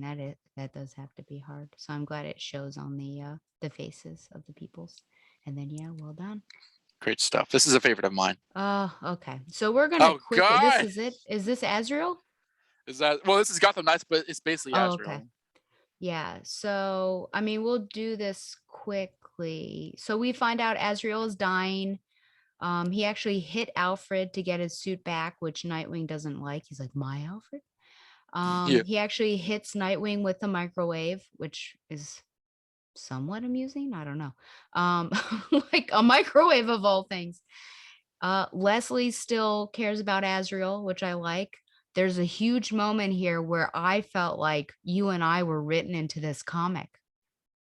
Let me find it. I know something that you didn't like. Here, nope, it's close. It is close to this. I'm telling you. No. Here it is. Get a hold of yourself. You lied to me. You told me murder was unacceptable. You're right. I was like, oh man, that's Donovan and I'm Batman. How has this happened? That is a funny panel. Oh my God. I know. I'm gonna post that on Twitter later. But anyway, so amazing. There you go. And then according to Oracle, Tim is the only sane member left. True. Oh, which I appreciated. It was like, okay. And by the end, Batman pulls a Homer Simpson on Azrael. By doing this? Why you little? Yeah. Okay. So then we do have anything to say about that?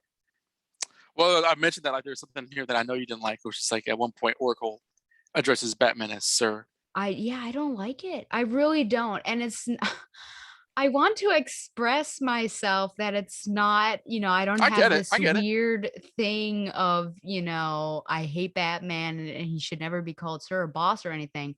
But from Barbara Gordon, I really don't think she would. And I know that it's just a Devin Grayson thing, but it just does not make sense. If there were icicle bubbles and she occasionally did it, like sarcastically, yes. But this way, I don't think so.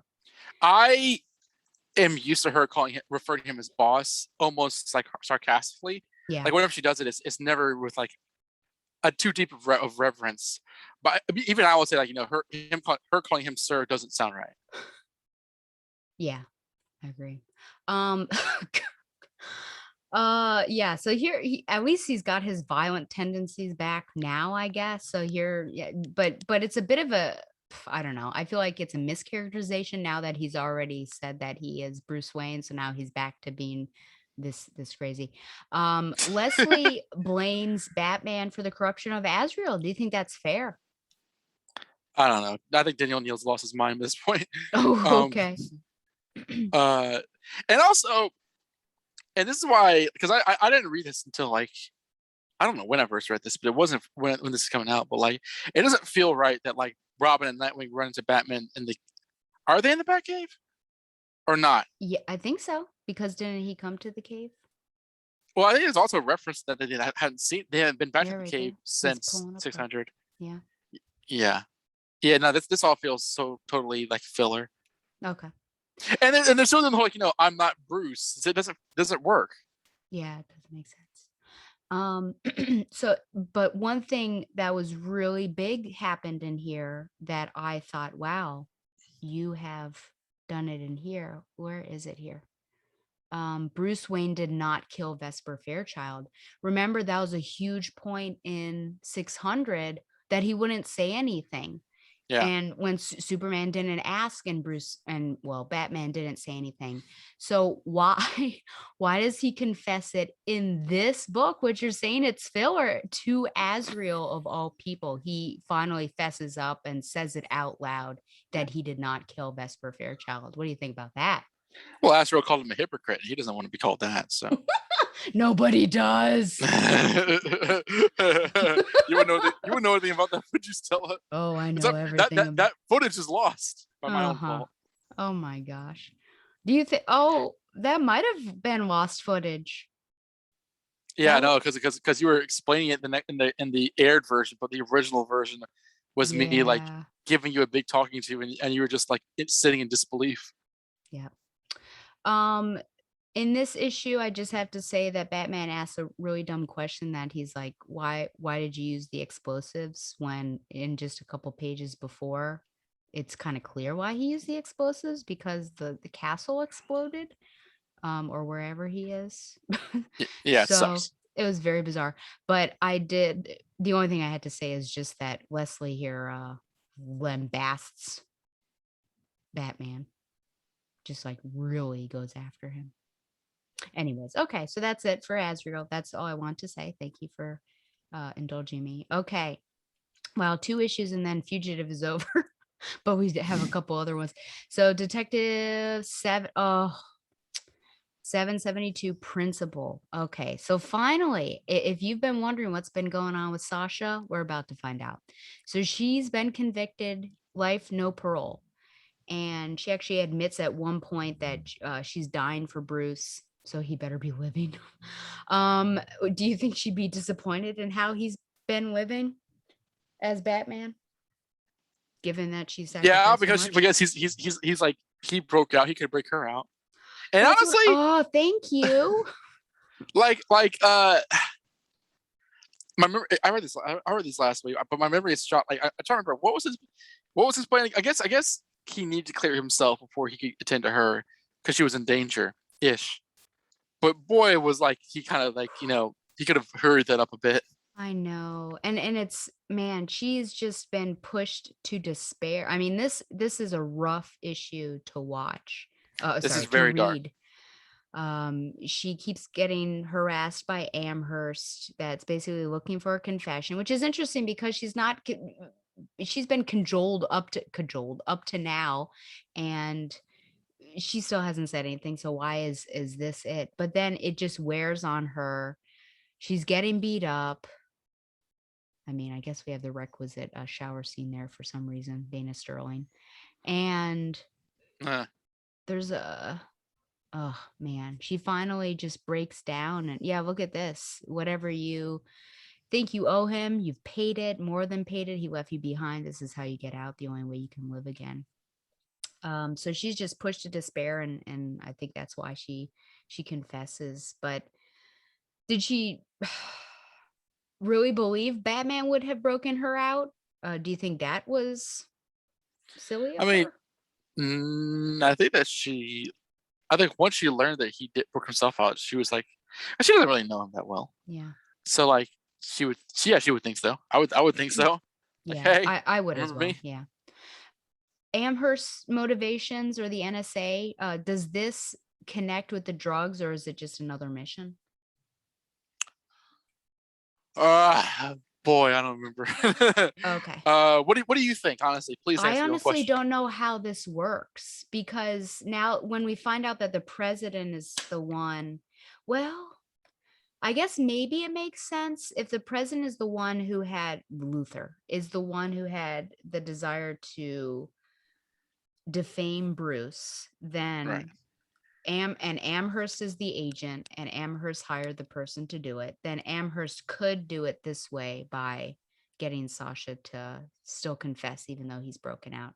So I suppose so. And then the drugs are just the payout. So I guess this still kind of connects. But it gets like this it is a bit convoluted, so you really have to track with everything. Um yeah. So the hardest part for me, oh man, again, a hard read. But we have this conversation between Alfred and Sasha.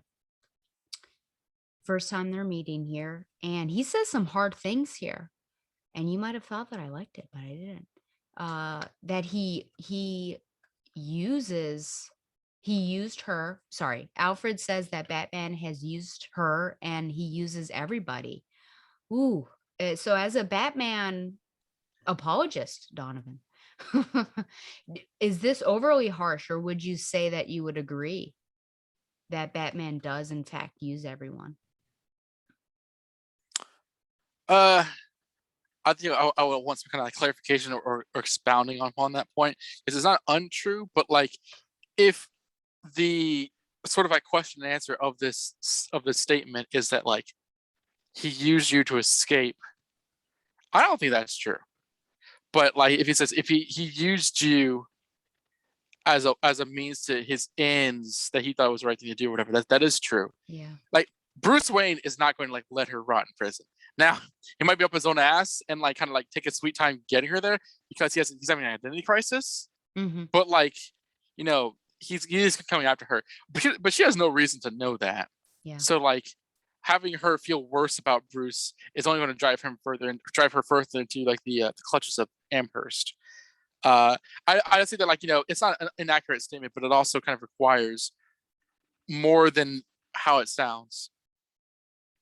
Yeah. And then, of course, he asks her a big question of, have you done what you have done for yourself or for him? So it gets her to reflect. And she says both. Oh, man. What do you make? Yeah, what do you make of all this? I really liked this conversation. I think it's a really hard conversation. And I think it's coming from a man who has seen Bruce in every light and has been pushed aside as well and has been used. So he's able to, I think, speak honestly to her. And I think she doesn't need, I think she probably does need compat just because she's in this terrible spot, but he's also going to speak to her, I think, as an equal and be honest with her. And I guess he can't know what she's going through, but at least he can be like, I understand what you're going through, and kind of talks to her. So it's a really deep and honest conversation. And then it gets even more, I don't even know what the word would be, when we get to Bruce and Sasha's final scene, where we find out that actually everything he's done with her has been this contrivance. Like he really has used her, which is pretty bad. Like he knowingly let his identity slip and all of that so he could keep her like it's all about control with him, which was kind of Mhm. crazy. But I mean, this kind of snaps her out of it a bit because she is able to, she thinks about it, decides to I cut love off that. ties almost with, I know, cut off ties with Bruce and be like, finally maybe not hope that he's going, well, I should say Batman, but he's not going to rescue her, so she's got to take care of herself, which I appreciate. And then yeah, to go to hell there. It's hard too because remember that she's in love with him. Yep. So it's not just, someone has betrayed her that, was a partner in crime fighting or was a mentor. It was someone that she loved, and he left her behind, and she's kind of finding these new dimensions to him. And at some point I feel like maybe everything is exacerbated because she is, in this isolated position. She really has no friends in there. She's getting attacked. She's very vulnerable. So of course she's going to like really lash out and consider everything and ruminate so much that it's going to almost gnaw at her.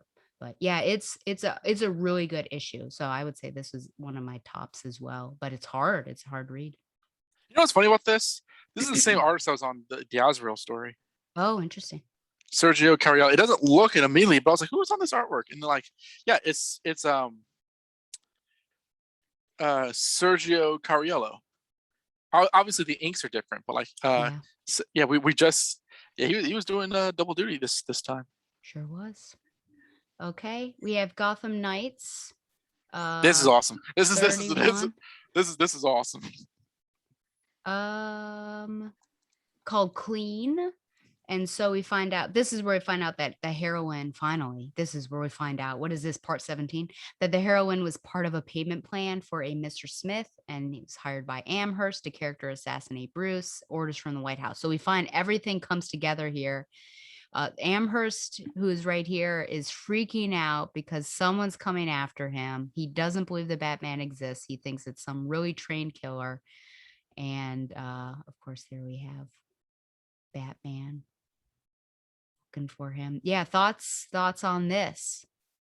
Oh man, yeah, the fight here, it was crazy.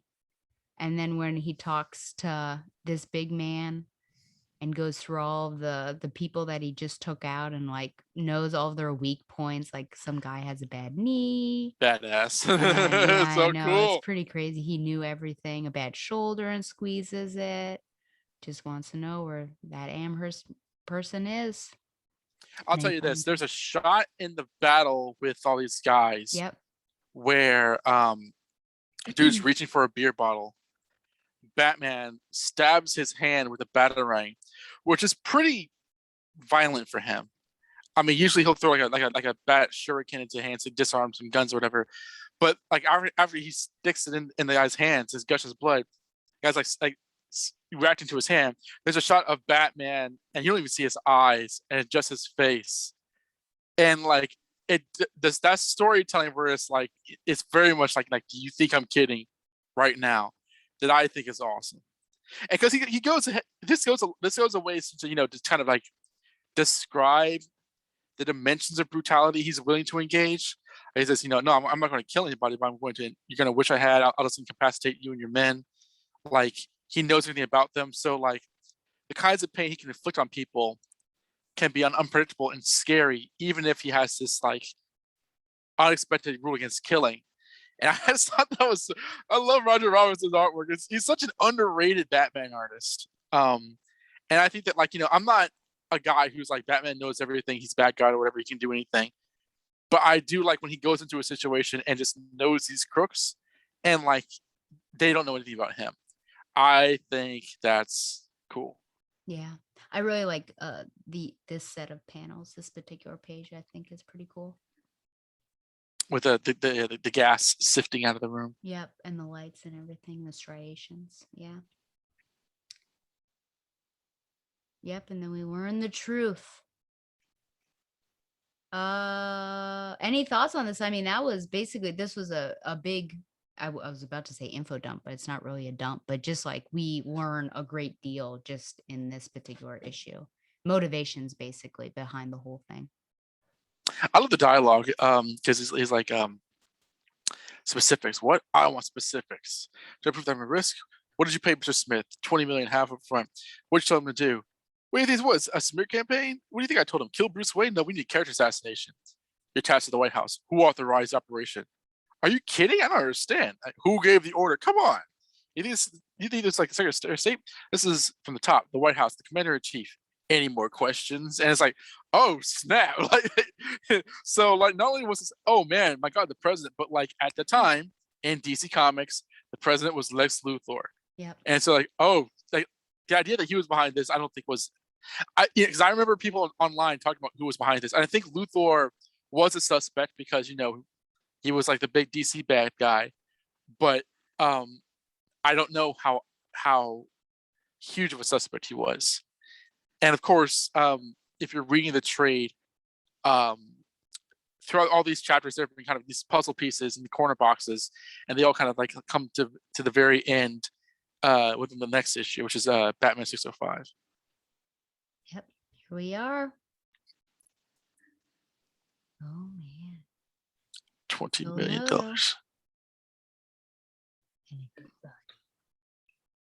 Okay, So it's interesting cast. Well, I guess that makes sense actually. Yeah. Batman. I imagine Sasha, Vesper, Batgirl, Luthor, the killer in the middle, and I don't immediately know who's in the bottom left. Is it the homeless man that told him to get out of there? This isn't safe for you. You know, the classics. Yeah. Okay. Big question here. How well does the story transition to this finale? I think very well. And if you want to kind of like fight me on that, I don't say fight me on that, but like disagree, that's fine. But I remember when this story came out, like when you were learning how complex it was, involving journals, involving what people were saying, how bad it made Batman look, how intelligent the killer had to be, and like where it all like kind of led up. I think that like however you might be satisfied or unsatisfied with like the revelation of who is behind all this, I think the mystery itself was brilliant. I think the mystery itself was very good. Maybe some of the things should have been rearranged in certain orders in terms of like character emotions, but I have nothing but high praise for how the mystery is laid out. What do you think? I think now I'm going to answer now differently than I would have when I originally read these. Now, remember, I read them over a span of 3 days, but I guess scanning through all of this in the matter of the past 2 hours changed me slightly. In the beginning, I would have said not well. I just feel like it was almost like all these pieces, I guess pun intended.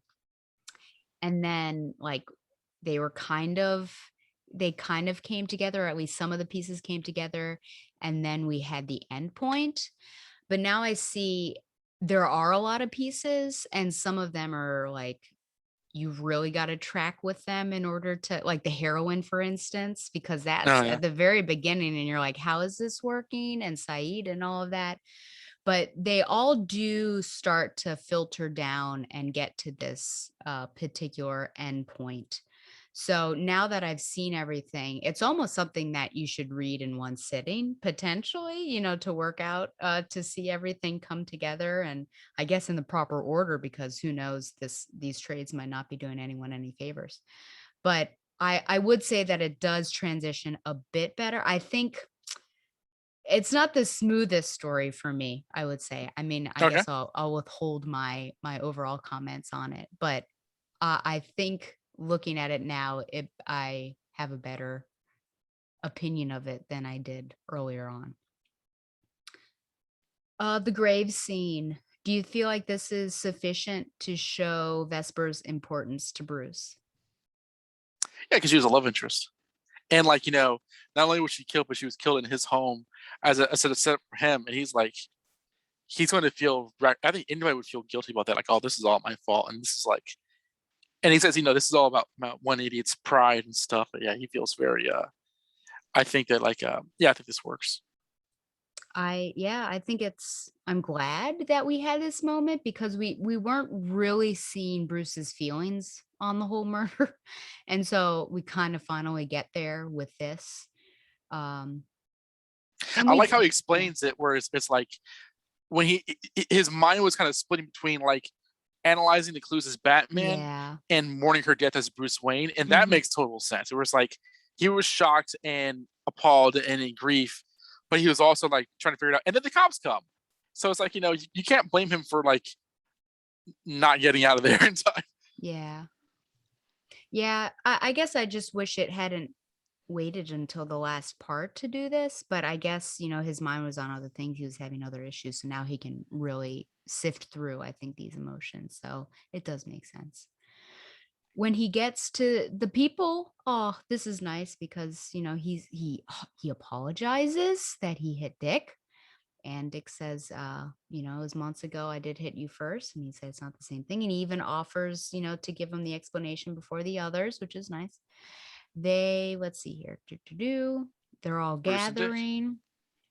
And then Did you catch boop, Mom Pa Kent in the airport? I did catch, yeah, with David Kane. hanging out there. He says, "Oh, look at that. I'm not an easy person to know." And then, of course, that's the one Yeah. that says that's the understatement of the century, which That's I the big enjoy. one. But Yeah, yeah, yeah, yeah. yeah. Do you think that's sufficient? To say that? Well, it's like, much of this a lot of this was like the stress of like how he acts, Yeah.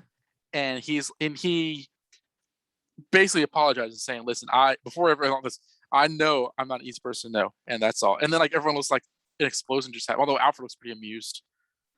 Like, do you think he should have said more, or does that sum it up?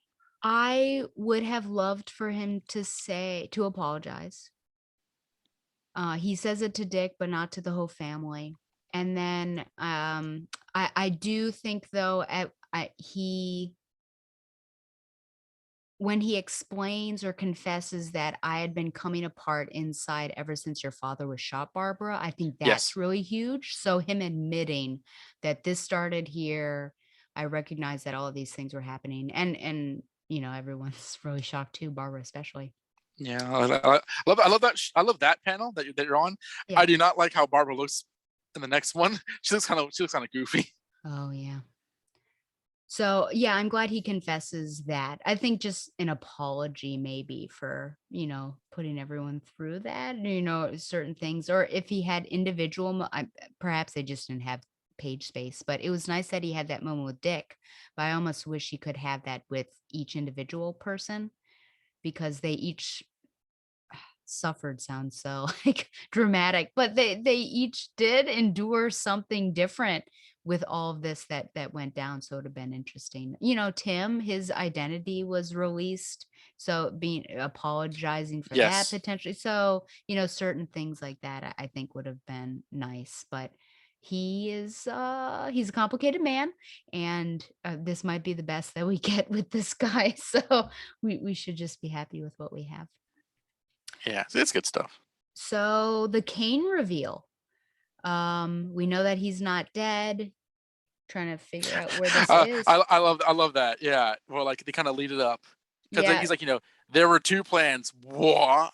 And we can definitely get into this, but when they reveal it, he's like, Luthor picked the best assassin money could buy, David Kane, and Batgirl says he's not dead. He's like, no, I guess not. But I mean, I never believed in the first place. yeah. So do you think that this Bruce Wayne, I don't know, murder fugitive all began in Batgirl with that one particular issue? Issue. Sorry, that was weird. I mean, like it was clearly this story was clearly written in advance, or outlined in advance, and I think that I mean I don't know because we saw at the end of that issue that David Kane wasn't dead. He's like never turned a man on his own daughter, um, and I know he was a suspect online, um, but I mean I'm sorry, can you repeat the question? Did It's this getting all late. begin in that Batgirl issue where he fakes his own death? I think this began when Batman beat the pudding out of him and saying, Cassandra's never going to be yours. She's mine, Oh, essentially. Way back in like Batgirl number like 7 or 8, where she was getting beaten up by Shiva and Batman had traveled, witnessed the abuse that David Kane implemented on her, beat the tar out of him, and said, "You're never going to see her again." And David Kane, who in his own way very much loves Cassandra, once he was given not that he was planning this then, but when Luthor hired him to go after Bruce Wayne, and then he found out Bruce Wayne is Batman, said, "Oh, wait a minute, Bruce Wayne is the same guy who just threatened me over my daughter. I'm gonna fix him good." Like that's what because as Robin points out, wait a minute, wait. Someone hired to frame Bruce Wayne. The evidence that framed you implicates, makes it aware that they know you're Batman, but the person who wanted to frame you doesn't know you're Batman. So how does this all work? And it's like basically David Kane figured out that Bruce Wayne was Batman when he was hired to frame Bruce Wayne. And so he went the extra mile to make it even worse and put doubt in the Bat family's mind because he was really annoyed that Bruce Wayne got in the way of him reuniting with Cassandra after all these years. yeah. And he says it was luck. Luck helped him out. I mean, do you buy that? I think it's a perfectly sound coincidence that uh it not only is it like, you know, the guy who figures out who Batman is, but because David Kane trained Bruce Wayne. I mean, this doesn't seem. I mean, this is a comic book, but this doesn't seem all that majorly contrived just because of who these characters are. But what do you think? Do you think it is contrived? No, what? No, I just don't buy the luck, I suppose. No, I think that it all works out, but I think a bit more than luck went into play. I think David, well, there's something I don't necessarily buy, which I think it's in one of the David Kane wrap up where he's just like looking at a photograph of Bruce Wayne. He's like, when I looked at him, I realized it was like that weepy kid that came to me to be trained. And I thought, really, you Oh could yeah. see that all from a photograph. So I didn't necessarily buy that. And I don't buy the luck. I think that more had to come into it. I think more because that almost shortchanges David Kane's abilities. I feel like wouldn't he be able to? I mean, maybe I guess he's not a detective, but I mean, wouldn't he be able to he's not running to intuit? Bruce Wayne. Yeah. Uh, for a while, and you know, obviously, because Batman was trained by him, he doesn't want somebody like Kane to know who he is. Like Yeah. he says, Kane was hired to destroy Bruce Wayne. He decided to go a Luthor one better. He thought he could use this opportunity to bring down the Batman as well.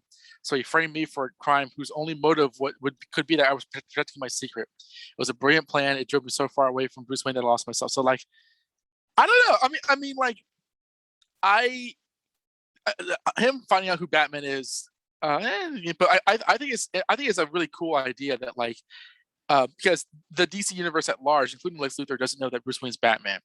But the guy who's hired to frame him is somebody who trained Bruce Wayne, and through the circumstances, it's like, oh wait a minute, he's Batman, I'm mad at Batman right now. I want to go after him this way. I don't know. I mean, you might not be wrong. Honestly, it might be a lot to take in for motivation, but I think if it even doesn't work, I think it's cool, just because it's so character driven more than anything else, and it says more about David Kane than it does about like the mechanics of Luthor's plan. Yeah.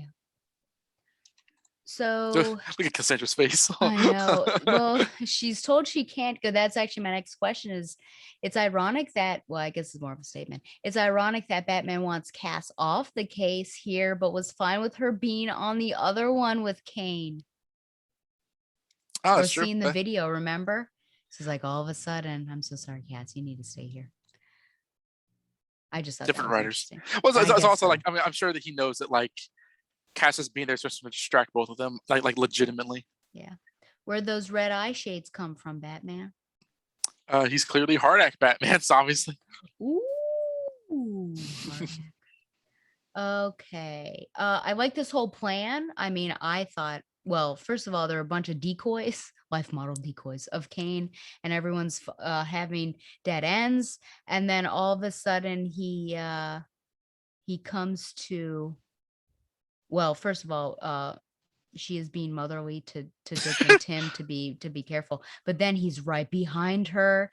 She gets knocked out. I thought, oh man, what's going on here? She's freaking out, but it's all an act because they knew that this was going to happen. So I love that they basically had a bunch of contingency plans and they all knew what was going to happen. Yeah. I like and I remember I must have there's in the letters pages, maybe for Hush, where they're going after like who they think is David Kane. Oracle says, "Careful, Nightwing. Kane's a killer." Yeah, so am I. And the fangirl swoon. Um, Oh, I didn't know. I mean, that was a huge moment there that he admitted that. I don't think that he's like, you know, a badass. I don't think that it was meant like, you know, I It was killed the because of the Joker. Joker. Yeah. Yeah, I didn't think that way. I suppose that's true.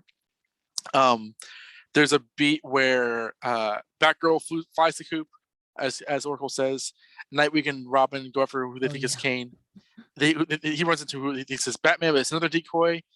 And then like, wait, this isn't Kane either. And then Barbara Gurn's like, where is he? And like he like Batman's behind her. And then the next thing she does is like yell out, yeah, she has her screamer sticks Yeah. immediately in her hand. Yeah. It's awesome. Yeah. Crazy. Batman Okay. shows to kick his ass. Of course. Look at that. The mentor and the mentee. And yet Alfred is as Batman in disguise in the field. His yeah, I guess with lots of padding potentially. Yeah, it's like the first issue of Tom King's run. Okay, there was something. Oh, okay. Well, he strip your entire life away to show what you really are, a monster just like me. It worked too. A normal man would have turned to his family for help, especially with the kind of family you have, but you just pushed them away. You caved in on yourself because you're weak. Facts. Question: what's the difference between Cain and Bane? Uh, Bane wanted uh he wanted all the smoke and wanted to be the best in Gotham City because Batman was such a legendary worldwide legend. Kane just hates Bruce Wayne personally. He doesn't really care that he's Batman, but like the guy took the guy took Cassandra away from him, and also uh he never really thought much of him as a person in the first place. Like Bane hates Batman, David Kane hates Bruce Wayne. Okay, that's a good answer. I appreciate that. Oh man, look at this. Um, Love it. yeah, she's telling him to stop. I mean, he's going out. Look at that. He almost killed him. I think it's Um, cool that he says, a normal man would have gone to his family, especially like your kind of family, but you pushed him away because you're weak. And like he's not wrong. That's what he did. And yeah. Batman's like, I'll kill you. Yeah. And then Cassandra's like, wait, I'm still here. He's like, oh, that's right. Oh man. I'm not like you, not anymore. Uh so my And then final takes his question mask on off. this is why would Cain confess so easily? Does that make sense? He's Cass he's says you he's have to make it right, you have to, and then he says, sure, what difference does it make now? Kane just doesn't we've seen him before. He all he does is drink and watch home movies. Like he is a loser. Like he took this job because he didn't have anything else to do, but like he was kind of just in a rut for a while. Yeah, he's not really doing much. Wow. There really isn't. Like he was doing nothing, and then Batman beat him up, and then he was arrested and put in the hospital. Or I'm sorry, he was put in the hospital. Then he escaped arrest, and then okay, well I'm out and about. I might as well take a job. It ended up being a Cassandra Cain thing. He got mad about that. Then he took around the president's job because it's a president. It ended up being this. So he's like he keeps coming back to Batman, and he's like I'm done. I'm done. That's why I mean later on like he wants Deadshot to kill him because he's just lost all sense of purpose. Wow. It's That's almost like interesting. I read it and you didn't. No, I read it. It was just this it was confusing for me because I thought you have the chance to still tear down Bruce Wayne, but you're easily giving up and like, sure. And now you're going to help Bruce Wayne by clearing his name. So it confounded me a bit. Should know I understand that. So that was rude of you to say that I didn't read closely. I just had my own thoughts. Any any other thoughts on this issue, which is the culmination of Fugitive? I like this about as much as I like 600. I think it's a great opposite version where you get the Bat family working together. It's a terrific. Its whole story is a great Bat family story. Mm-hmm. I think the plan is cool. Um, the action is cool. It's like Kane and Batman fighting is kind of like Batman and Nightwing fighting. Um, and like I do like that. Part of this is because of like what kind of started out in no man's land when we first meet Kane and Cassandra Cain. Um, but no, and I find this to be a highly satisfying conclusion. I know that you thought that the mystery itself was kind of odd, and the whole thing with purity and stuff, which I understand. So, like, does that impact your thoughts? Like, how do you rate this issue? How do I rate this particular issue? Or I should say, like, what I mean, like, what's your opinion of it, positive or negative? Oh, I really liked it. I think, yeah, it was great to finally see the Bat family together. Um, Batman, to a certain extent, owning what he had done and somewhat atoning for it, and the mystery being solved, the culmination there, and um, Batman and Kane going at it and everything, and a nice little wrap up. Yeah, so it's wrapped up well, I would say. The main mystery, of course, we have some outstanding things that we need to talk about too. I don't know Definitely. that I like it as much as 600 though. That's fair. But I mean, we can hash that out. Okay, so we have the Sasha, which we can talk about all three at once. Detective Comics 773, 774, and 775. And the first one, they're all called Atonement. They're three parts. So the first one, I was really upset because Sasha dies. She gets hit in the yard with a, I don't know, I think they said like a 20-pound weight or something like that. Yeah, 21 number. Yeah, and busts up some ribs, and I think it punctured. There was like a tear to her liver, I think, and then it just grew, and she collapses and dies. And I was really Internal upset. bleeding. Yeah, look at that. And then you've got all this checkmate business going on because they had someone on the inside at the prison, and she was keeping tabs on Sasha, and they realized that Sasha was this woman that was, or I don't know, this vigilante working with Batman. So there's that side story there. I was confused, I guess, the criminal justice system, why her charges weren't dropped immediately since Bruce was cleared. Since, I mean, what connection would she have? But maybe that's just wonky criminal justice. I like when Bruce Ooh. returns home, and earlier the issue before that, Alfred's like talking about, she's allowed visitors and stuff like that, and Oh, he's like, what's her attorney's name? Weiss, David Weiss. Have Ray Green contact him. I want that conviction overturned. He's like, get her ass out of there. I don't care how they do it. But yeah, and the next, I remember again when I was reading this as a kid, I was like, this is one of the most violent things I've seen, where like someone just like uses a dumbbell to like yeah. cave in a person's stomach, and like she's like spending the rest of the issue sweating and bleeding. And like, oh, what an awful way to go. I know, it's terrible. Yeah. Yeah, this is hard to read just because, ugh, not wanting to visit her or not yet. Oh, man. Like, please just go visit her. Okay. So she's dead. In the next part, we see that she's actually not dead, but now he's got to find out Hooray! where she is. I know. And she's going to get a new identity. She's going to work with Checkmate. So I was happy about that. Was this where he confronts him on his feelings? I want her back. Oh, is it? Oh, yes, yes, yes. So Bruce wants Sasha back, and Alfred's overjoyed because he had no idea that he had such strong feelings. And then he's like, oh no, you're mistaken. That's not what this is about. And this is where we learn it's basically control. He's got a control issue, and he wants her under his thumb because she knows too much. So it would seem. Yeah, I mean that was one of my questions. Does he really only care about the secrets? I mean, if you were just to look at this, because we know that some stuff comes out in the next one, Shipper. But I mean, what do you think? Does this seem, when you were reading this, are you like, oh, there's got to be something more? This isn't just him, right?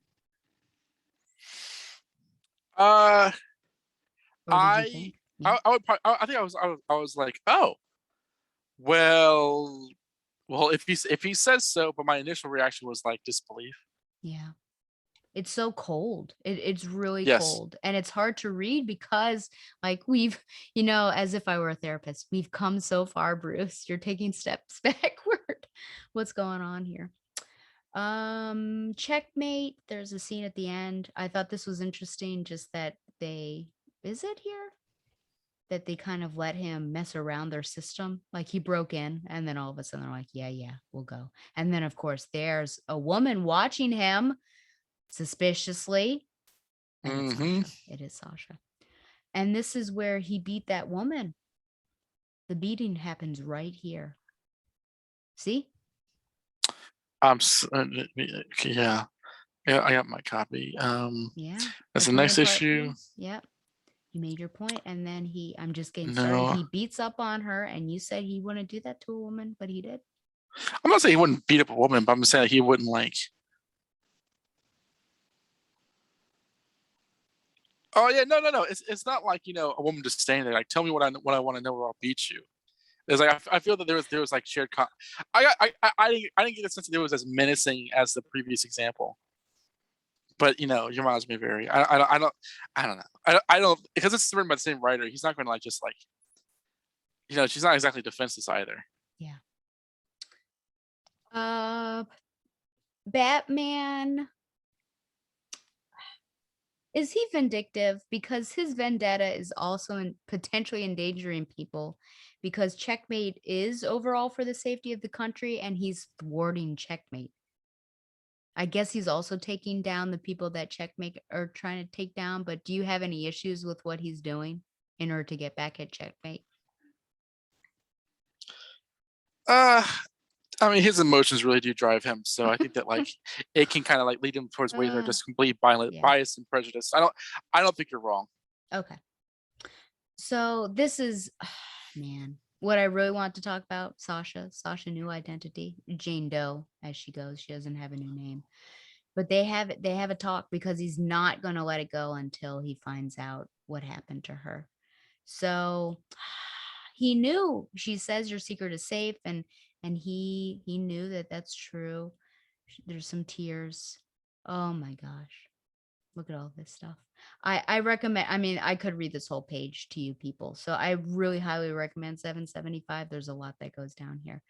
And there's an emotional moment here. Yeah, she never wanted any of this stuff to happen, knowing his secret, all of that. Just wanted to do her job, and she wanted him. And then there's there's a kiss. I mean, it was getting hot and heavy. I was like, oh, it's about to happen. And then it did. Oh man. And then she pushes him away. And he's trying to, I mean, this is, oh, it's hard to read. There's some damage. He's trying to get her back, but it's not working. But yeah, so this is actually where we find out that it was a trap. She thought she was clever, but it's, the world's greatest detective wouldn't make a mistake like that with the luggage and the hidden compartments just being out and everything. And so we find out that it's true.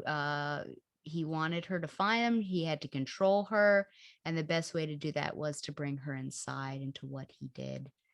Oh, man. And he said she was dangerous. Couldn't be sure. Don't lie to me. Because you were getting close, because I cared. Mm-hmm. You were falling in love with me, and I Mm. was afraid I felt the same. Man, isn't that crazy?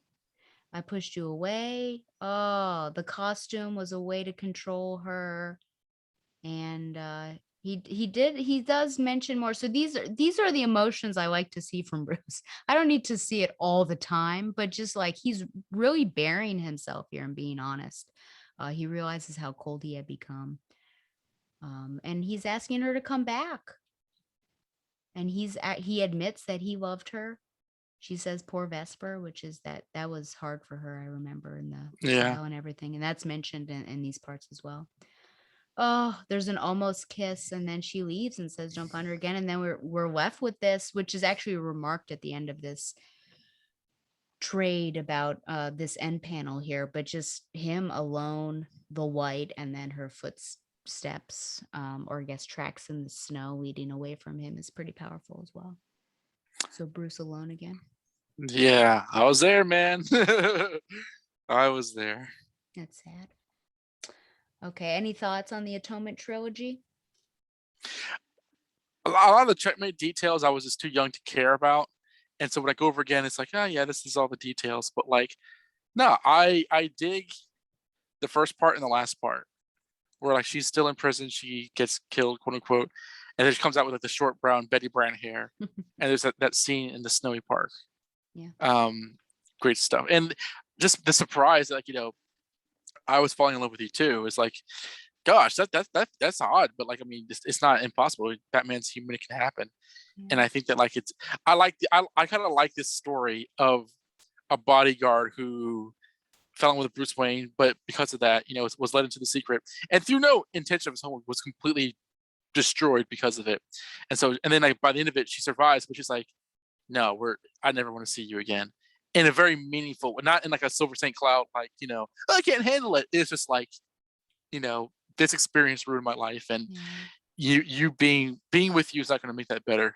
Um, and I think that's I think she comes off well. I don't think that's wrong of her to say, and I think that that's human, and it works out. It works out well. Like, I think I used to not be comfortable with the whole lovey-dovey stuff because that's not really much of a part of, or at least that's not impressed upon all the time in the prison issues, but it is there, and I think I do like it now that I'm older. Golly. Okay. I think that because this is Boland is probably Gotham Knights.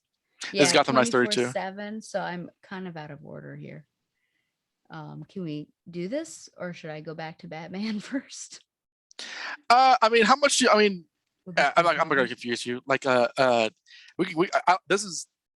If I I can just spoil it, I don't have too much. All I have to say is it's nice to see the different aspects of Bruce's life that are returning. There's a gay couple in here, which I thought was pleasantly surprising. Thought, hmm oh my goodness, look at that. And I did wonder why no one's questioning how Bruce actually escaped from prison. I think they are, but like, everyone's kind of like whatever. Yeah. So yeah, this is basically about different aspects of people that are around him and what that life is like. I like several of the scenes. I like this, how he plays with Harvey Dent. He plays a night and visits him, which seems like the compassionate Bruce we all care about. Some people have a Batman anniversary. Is it this one? No. The gay couple, I think. Oh, you're right about Batman saving them. Does she say boss? No. Oh, he asked about Jim. Yeah, it's just a nice little issue there, tie up. Okay, is this it? Okay. Well, Oh, hold did on, you hold on, have hold on. something Hold to on. say? Sure, sure. Yeah. Yeah, this is my favorite issue of the whole story. I'm so sorry. I'm sorry. I'm so sorry. You know what? I'm like, oh It's man, it's late. We're midnight. both tired. That's No it. I worries. apologize. I just thought like, oh, we'll go through this. Okay. You have the floor. It's Devin Grayson's final issue. It's a terrific denouement on Batman. Yes, he's gone through this thing. So this is like the day in the life. Where it's not just an ongoing mystery or supervillain plot or murder storyline or whatever. So you see the good things that Bruce Wayne does during the daytime in his boardrooms and the business meeting, how he helps the less fortunate, how he helps people trying to get a job, former criminals, how he commits time to Leslie Tompkins, how he keeps his parents' memories alive, how he helps people trying to get into college, how he watches out for Dick Grayson even though he's in Bloodhaven, how he stays close with Lucius' family since he's suffering from a stroke, how he actually operates as Batman, how he saves lives, how criminals are influenced to not commit crime because of their Batman. Yeah, he keeps an eye out for Robin, even though he's on his own. How he keeps an eye out for the cops like Renee Montoya. As you mentioned, playing chess with Two-Face and Arkham.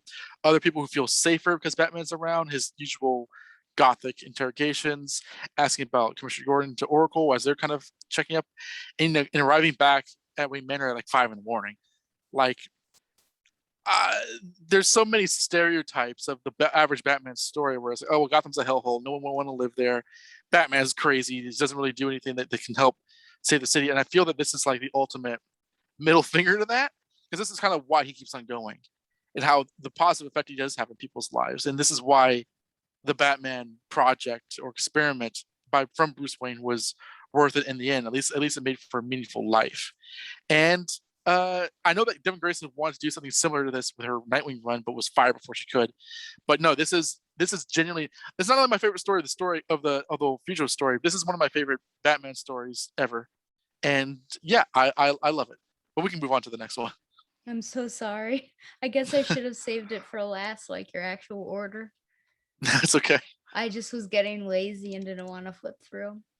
That'll be me with this story. I don't see much with this Oh, shot this too far. one. I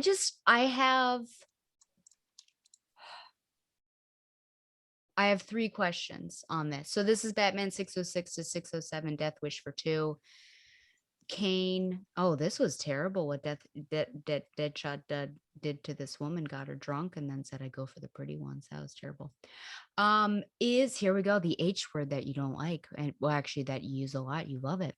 Is Batman a hypocrite for preventing Kane from having a death wish when he allowed Cass to have a death wish?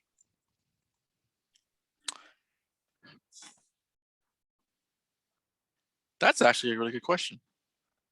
How should I spin this? I think with Cass, because he relates to Cass, he trusts in her to like to have honest meaning in fighting Shiva. And I think that like I think Barbara was more keen on the fact that Cass wanted to die, whereas he thought that he just wanted to fight Shiva to prove something. I don't think that he I don't know. Again, it's different writers. There might be some hypocrisy there. There might be some inconsistency there. Maybe he relates to Cass too much to know too much of what's good for her. Whereas with Kane, it's like, well, you're in my city, so I might as well protect you. But no, that's a good point. Is Kane better alive or dead for Cass? That's another good question. 2 in a row. I'm impressed. Thank you. And it's midnight. And I was up at 4:30. You know, you're off tomorrow, right? I am off tomorrow. That's why I did this. Yeah. Better. I like him alive. I don't like that he was killed off in Batman and Robin Eternal, and I don't like what they've done with him later on in the stories. But like, I think if Cassandra continues to believe that she and other people can be redeemed, I think holding out hope for David Kane is good for her character. Okay. It's just interesting how he's going back on what he said earlier in Batgirl, right? Where he didn't want her around her. And now he's like, your daughter deserves a chance to know her father. And I don't want another orphan around. Right. So it's interesting. Mm-hmm.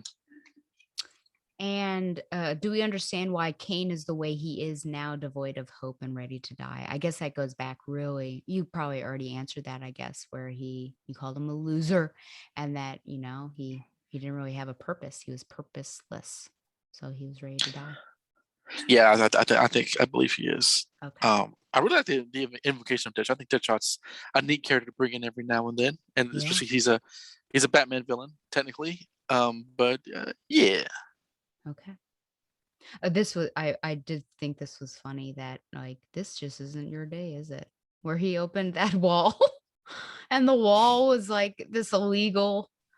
I don't know what was going on down there, but it's like below something. Like, of course, this would happen. All of these guns and everything, and then he's got to deal with all of that and David Kane at the same time.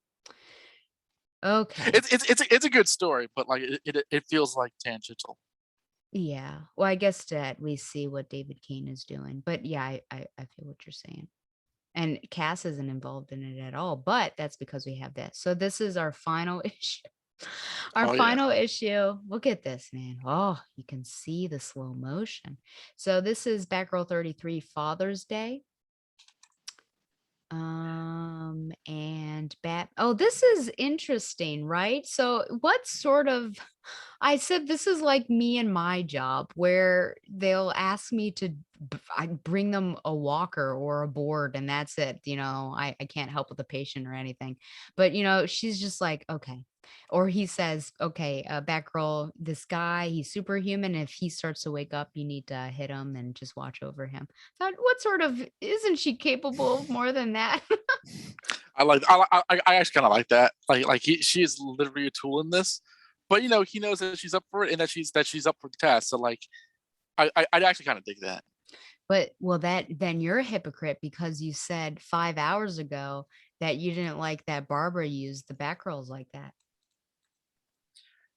I don't know. I feel like Batman shows more emotion to her than Barbara does. Okay. She's always like, "Get out of here, kids! You bother me." Whereas in this scene, Batman's like, "Wait a minute! Tomorrow's the anniversary of the day you became Batgirl." Oracle said, "You guys were thinking about celebrating as a birthday. I think that's a good idea. That's cool." Yeah. Since when can Batman fold steel or metal?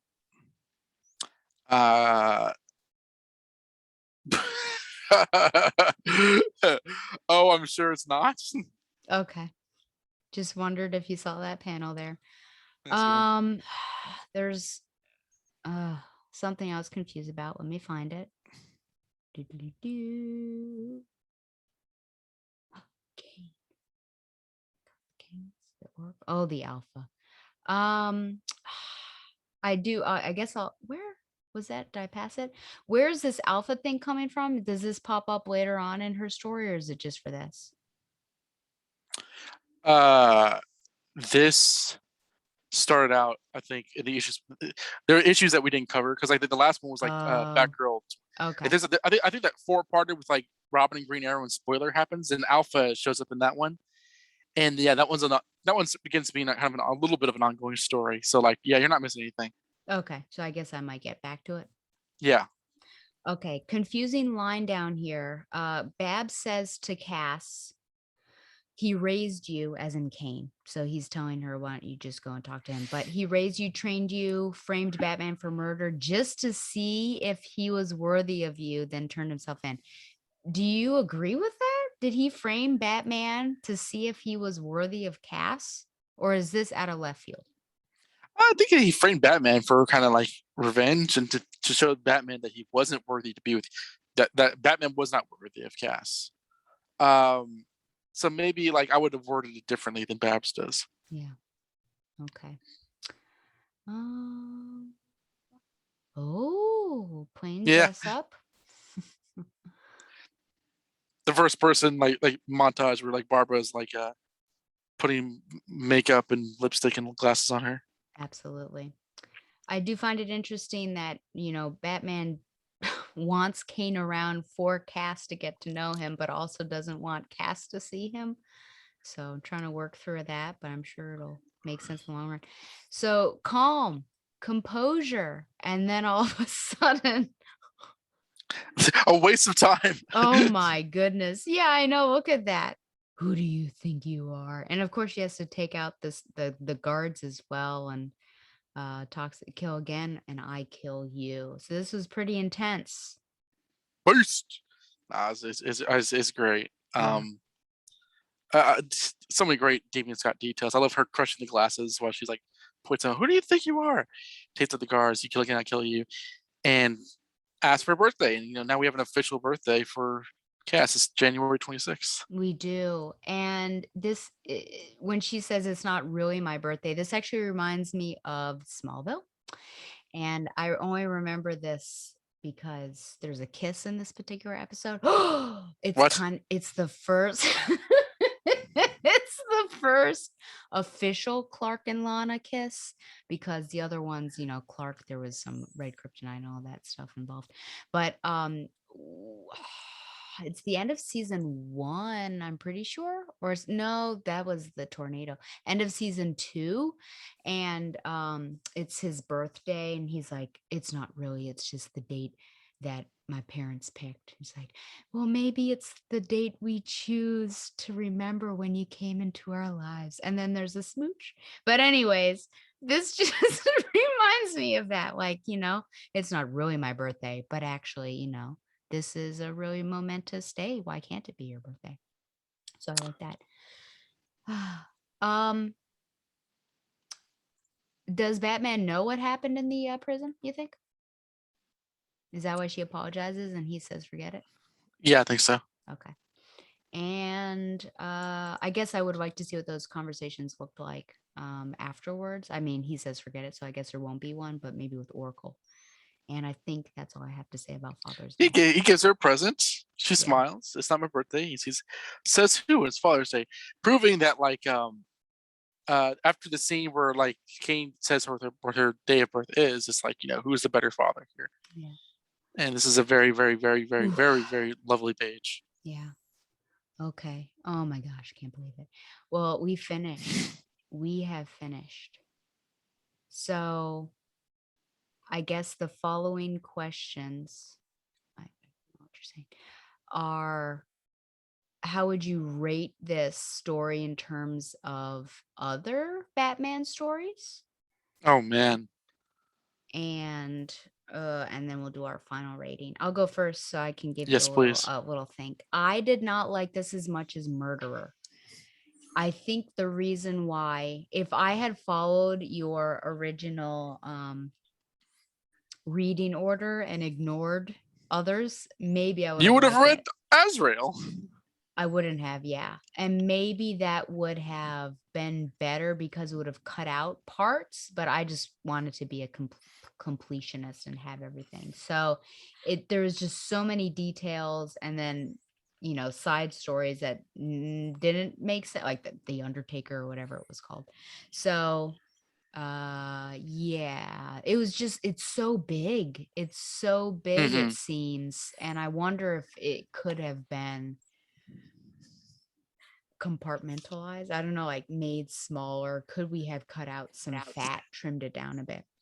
But anyway, so I would say not as much as Murderer, but I did enjoy it, and I like how it came together because Murderer was all about breaking down the Bat family, really, and this one was about building them back up. So I did appreciate that. Um, I agree that Murder is just an easier story to read. I really, genuinely, honestly, unintentionally forgot how. And I had the 3 trades, but those 3 trades are kind of thin. There's so much to this story, Yeah. and I remembered once you kind of get into like the conspiracy of the framing, I was like, I know why this happens. I kind of forgot about the whole Amherst stuff, and I think that the Purities trilogy is just problematic in that it starts off one thing and then leans into the other thing that's not even followed up on until the next issue of Detective Comics, and then that leads into Gotham Knights. Um, I think it probably makes for good storytelling as a mystery, but it's tough if you reread it all together.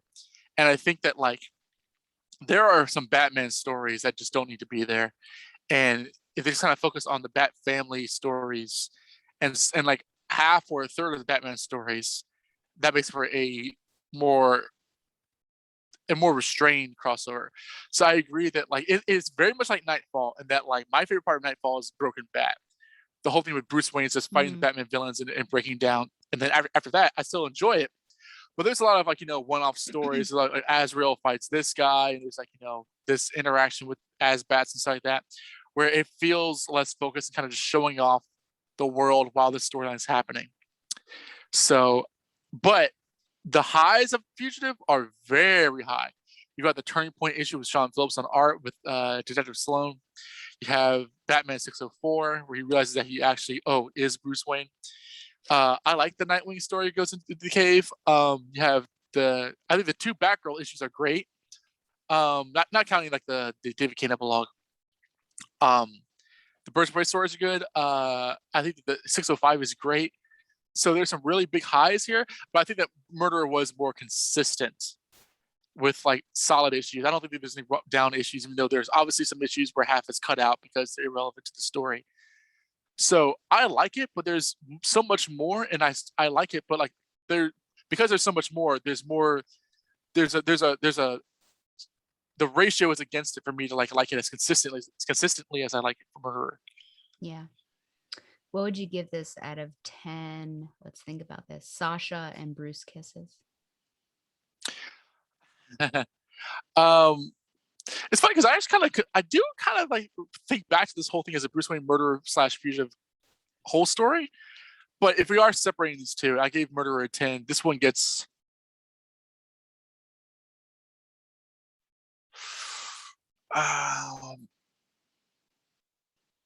this one. I almost gave this one an 8.5, but I'm going to give it a 9 just because the highs are super high. Okay. I love 605. I love the investigation of it, how intelligent the mystery is. I do like it. I just think it just has fat that needs to be trimmed. I think, yeah, I agree. I'm gonna be low. I think I might say, a 7.5 out of 10. I think I might be kind Really? of low. Yeah. What'd you give Murderer? I don't remember. It's like I think that was I like feel like I gave a that a 9, maybe. I don't know. yeah. I don't know. Maybe an 8. I just know that it's low. 7.5 to an 8. So 7 and 3/4, maybe. Which isn't low, but it's lower than Murderer. Yeah. Yeah, and just to show. I again, I think there are some unnecessary issues. So if people are looking for, what to cut, maybe we've told them in this. Oof. Okay. I can't believe we survived that. Does this beat out our 4-hour marathon in Kentucky? Oh gosh, I don't know. I was just thinking like, oh man, how long will this take to edit? But at least we did it on a Tuesday, so I have some time. Have you been watching any anime? Anything you would Just recommend? My Hero Academia. Okay. But Chainsaw Man's coming out, and everybody's excited about that, so I might check out Chainsaw Man. I've never heard I'm of not sure. that. I'm chopping the bit to get my literary recommendations, but have you watched any anime? I'm so sorry. I know we're about to do that. I do. Yes, I was going through now that theaters have opened up. Regal often has Fathom events, and so like in August, late August, I'm going to see Lupin the Third, the First in Nice. theaters, which I was supposed to see before the pandemic, and then they closed. Like, oh, that was so fresh. So I'm going to see that. And then I saw something. I thought, oh, this looks cute, called Shirobako, the movie. And then I was doing research and saw that it had a series before. So it's a film after the series. So it's 24 episodes, ran from between 2014 and 2015. It all started in Kaminoyama High School when five best friends, oh boy, maybe I'll skip their names, discovered their collective love for all things anime and formed the Animation Club. After making their first amateur anime together and showcasing it at the Culture Festival, the group vow to pursue careers in the industry, aiming to one day work together and create their own mainstream show. And then 2.5 years later, we've got, I feel like it's later than that, but two of them have landed roles at an actual animation production company, and the other ones are finding it's difficult to get their dream jobs, like a voice actress and someone who's designing 3D models, but wants to do more than just cars. And then one of them's still in college and she wants to be a writer. But it's really interesting because it's an anime about making anime. And I actually, if it's accurate, I learned a lot about the process and what it's like because it actually goes into details about keyframing and like interstitials and things like that. It was really interesting and it was fun. It's like it's definitely a slice of life, which is my favorite genre. So I'm looking forward to seeing the film. It'll be in August. So I watched this very quickly. Okay, so that's all I watched, really. And now we can get on to that's the only reason why Tom comes on my show. Literature recommendations. Yes. Donna. Oh, no. I can't wait. Super sex. Oh my gosh. Sexuality, fantasy, and the superhero. Oh man. Oh, is there two kissing? Kissy kissy? Praise for super sex. Carol and Coca. It's true. We know her. She's quoted a lot in this. Really? Which I did not. I honestly did not know when I spent the $70 on it. Really? Is that expensive?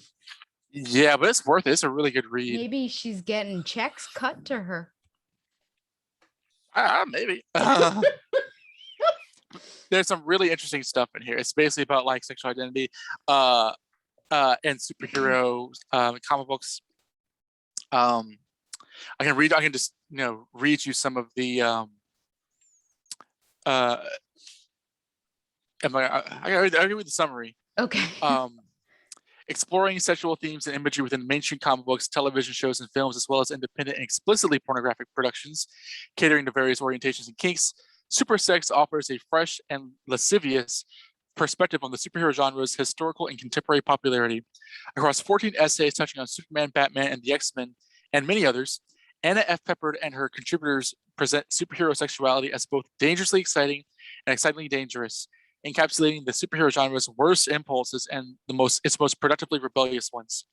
Super Sex argues that sex is at the heart of our fascination with superheroes, even and sometimes especially when the capes and tights stay on. But this gets into like chapters called A Storm of Passion, Sexual Agency, and Symbolic Capital in the X-Men's Storm. Superman Family Values, Super Sex in the Silver Age. X-Men films and the domestication of dissent, sexuality, race, and respectability. Over the Rainbow Bridge, female/queer sexuality in Marvel's Thor film trilogy. no one's going to be looking at your face, the female gaze, and the new Superman in Lois and Clark, the New versus Superman, and the chapter that I'm currently on, the visible and invisible superheroes, pornography, and phallic masculinity. And you know what centers that chapter so far? They keep on going back to it. Is the scene from Thor Ragnarok where Hulk is naked and Thor is like really embarrassed. Like they mention that a ton, and how it means so much. It So means I'm learning quite a bit. so much.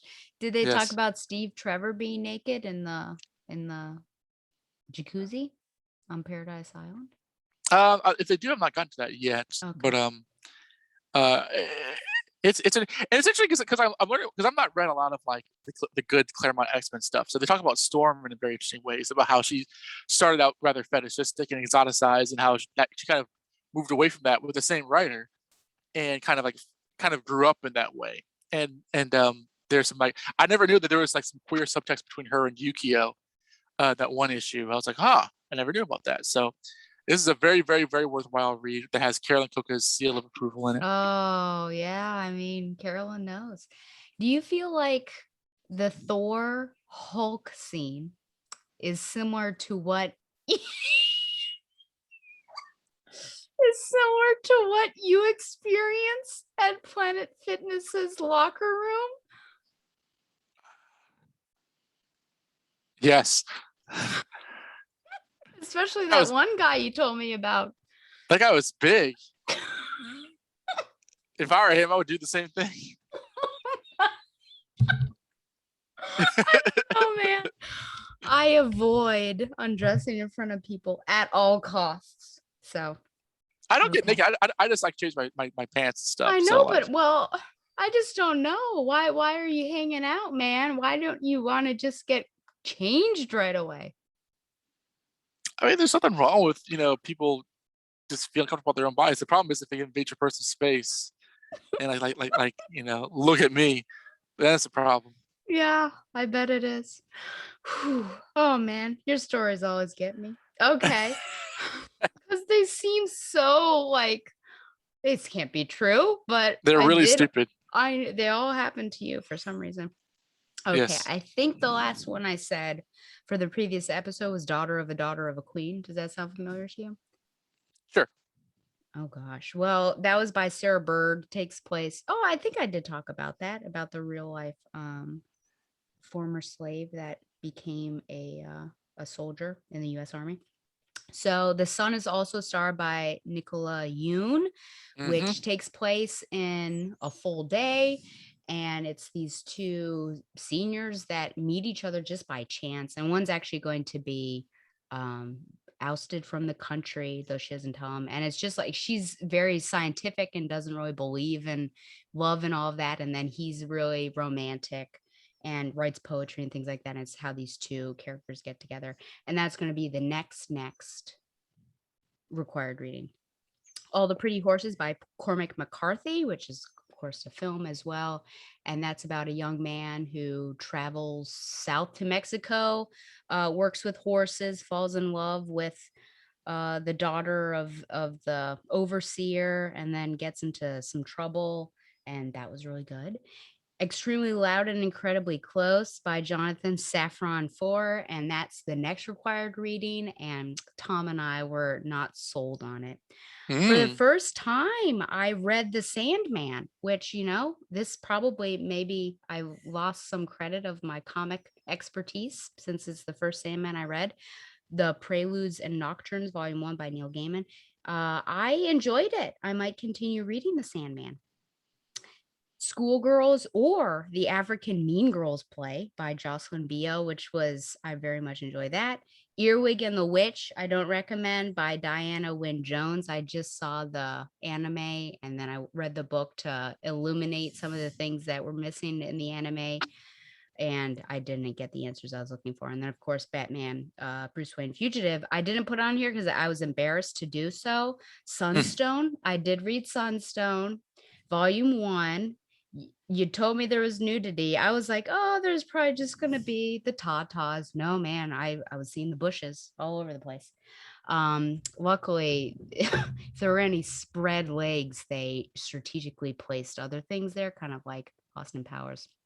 I All have right. some questions, but I think that I might save them for off air, not at midnight. But for the most part, it was pretty good. I think I was more Okay, good. interested in, I guess, the romantic moments between the two, like if they were like kissing, but they were fully clothed, because there was more like intimacy, I felt like, in those scenes than in like the nude scenes, which I suppose sounds, I don't know, ironic. But yeah, so I'm interested in what happens. I told you I looked ahead at all the covers of the next issues, and like, or the volumes, and it looks like the final one, the woman, I can't remember which one, is with a man. I'm like, what? Do they not end up together? So I don't know if I'll I don't know continue either. on. I'm not. I should, continue volume I 2. guess we'll have to continue on this journey together. But I do have some questions that I will ask you about later on. First thing Oh in the boy. morning. Yeah, I know. Donovan, thank you so much for being on this marathon with me. Thank you very much for having me on. And as I said, I will come anytime you need me, but I will no longer demand to be on here Yeah, because so you've I've ended taken your up enough of your demand. time. Oh, yeah. Now we'll switch over to Josh, and he'll be on multiple episodes. Okay. Well, remember, you can send any questions or comments. Oh, I'm so sorry. We need to promote you real quick. Where can we find you besides quinoa? KinoMenses@gmail.com. Our most recent episode was talking about reboots with Joshua Bertoni. He was on there. Check that out. Yep. Our next slated episode, which I scheduled yet, probably this week. It's we're gonna do a commentary on one of Harry's most favorite films in the universe, probably his most favorite film, The Matrix. That'll be fun. I'm looking forward to hearing him wax poetic about that. I also review Nightwing on the BatmanUniverse.net, and you can find my work at DC Universe/DC Event, written articles for that. And my Twitter handle is DonoDMG1. Dox me there. And the next, oh my gosh, the next quinoa episode will be a commentary on Alien 4 with me. Okay, remember, you can send any questions or comments to batgirltheoracle@gmail.com. Find the show on Google Play and Stitcher. Like the show on Facebook. Follow it on Twitter at BatgirlTheOracle. Subscribe to the show on YouTube for an uncut version, which is all of this stuff. Follow the Batman Universe on Facebook and Twitter as well. And support the Batman Universe by subscribing to Patreon. Once again, thanks to Mile High Comics for sponsoring Batgirl the Oracle, the Barbara Gordon podcast. And until next time... Fly on, Babs lovers. Fly on, Dad's lovers. Fight on, Cats lovers.